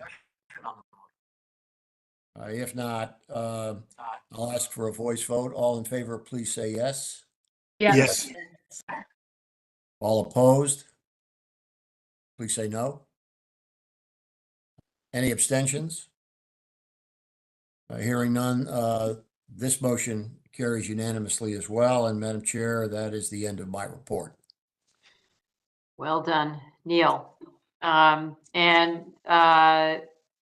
we go to the governance committee as the last one, just to note that the Student Life and Athletics Committee didn't meet as they had no tasks on their committee calendar for January, February. So let's go to Courtney for the last committee, governance. Great, thanks, Madam Chair. I want to start off by recognizing our Vice Chair, Jay Placencia, who the Northern Rhode Island Chamber is recognizing her as the 2024 Trailblazer Award winner, which she'll be recognized on March 19th. So congratulations, Jay. Go, Jay. Yay, Jay. A couple of things. The group met on February 7th, and we talked about a number of different discussion items. We have no action items at this time, but just to note, thank you everyone for participating in the ethics training today. We also in the governance committee are looking at all of the disclosures that you've provided the ethics commission. So if there at any point in time you need to abstain from a vote, we can be helpful and supportive. Michelle has all of those resources. So if you're ever questioning whether you should abstain on something as you're previewing things for a meeting, please let her know and she can inquire on your behalf. We also talked about board goals and our continued work around KPIs. I want to thank Vice Chair Placencia and Michelle, who have put a great draft forward on a couple of key things that we as a board have talked about, including how do we continue to have great face time and experiences with our faculty and students, as well as opportunities to really see and experience the great things happening at the university. And so that intentionality will continue. And so we ask that you continue to seek opportunities. We will continue to make those opportunities available. And then if you come to a women's basketball game, you can sit with me and Joe Matthews, and we would solve all the problems that are happening in the state. So we look forward to that. We've also had a number of board appointments that have occurred. And so congratulations to trustees Garnis, Fascitelli, Fogarty, and Matthews, who have been reappointed and were on January 25th with a February 1st, 2027 term end date. There's a couple more of us that are in the process as well. And so we're really excited and looking forward to being able to have a full slate of board members. And so that should be soon. We are also working on our board retreat, which is slated for June 28th, 2024. So if there's anything in particular, any ideas that you want to see us really dig in on as part of the retreat, please let us know. And finally, we reviewed 3 policies. This is in the reviewal process, not in the approval or recommendation process. But we looked at the academic year policy list and anticipated review schedule, an update on Title IX or the lack thereof, regulations, and review of a policy around employee retention, recruitment, selection, and hiring. And so those will be reviewed further and then will come to this board for approval. So, and that is my report, Madam Chair. Thank you, Courtney. Good job. Hey, Courtney, who is the speaker's candidate? What's the latest on that? I don't know if that's been formally announced yet, Tom, but we can definitely give you an update. Has there been changes? Not that I'm aware of, no. Thank you. Yep. Oh, it's in motion. Okay. It's just a matter of scheduling. Okay. Legislature is off next week, so that will play into it. It should happen shortly. It's between a few people's schedules. Got it. Okay. Am I forgetting anything, Michelle, or can we bring this fantastic? Can I, Charlie, just one, I hate to hold things up. I wanted to make this point when we talked about the tuition thing, because I know some people tune in. And the fact that the board looks very closely at holding tuition levels to the lowest possible level, recognizing the stress and the strain on families today, particularly working families in Rhode Island. And I know that the Finance Committee, the administration has worked very carefully to balance the needs of the university with the lowest possible increases. And the fact that URI still stands out as I think the lowest of our peer institutions in all the Northeast and New England. So I didn't want people to assume we just willy-nilly passed tuition increases on that. Yeah, it's a great point, Charlie. The discussion around these increases was a really long and robust discussion. And we weighed, as I'm sure was noted, we weighed peer data, we weighed admissions data. There's a lot of information that was shared. And frankly, we're not as high as some of the schools in our peer group that are raising even higher than we are. But it's a balance of trying to figure out how do how do we ensure that we can have the right budget to support our students, with understanding what the potential financial strain is on those students. So I appreciate your comments. Mark? Yeah, I just wanted to also, like you, Margot, thank Charlie for raising those points.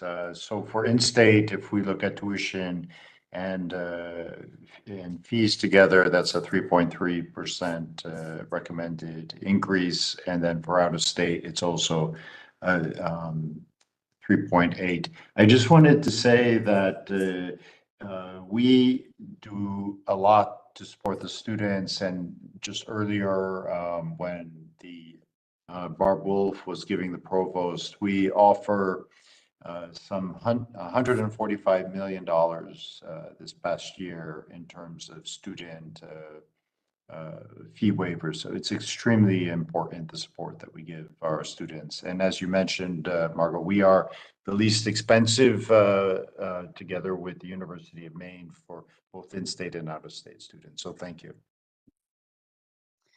Okay, before I ask for a motion to adjourn, I just want to say thank you for everybody's time today. We had some really good discussions and important topics for the university. And as we showed in our motion, our support for the president is unanimous and strong. And we think the university is in a great place with enormous opportunities for the future. And the board is very supportive of that. So may I have a motion to adjourn? I make a motion to adjourn. Tom Ryan. Charlie Cook, second. Thank you. I think I heard Charlie.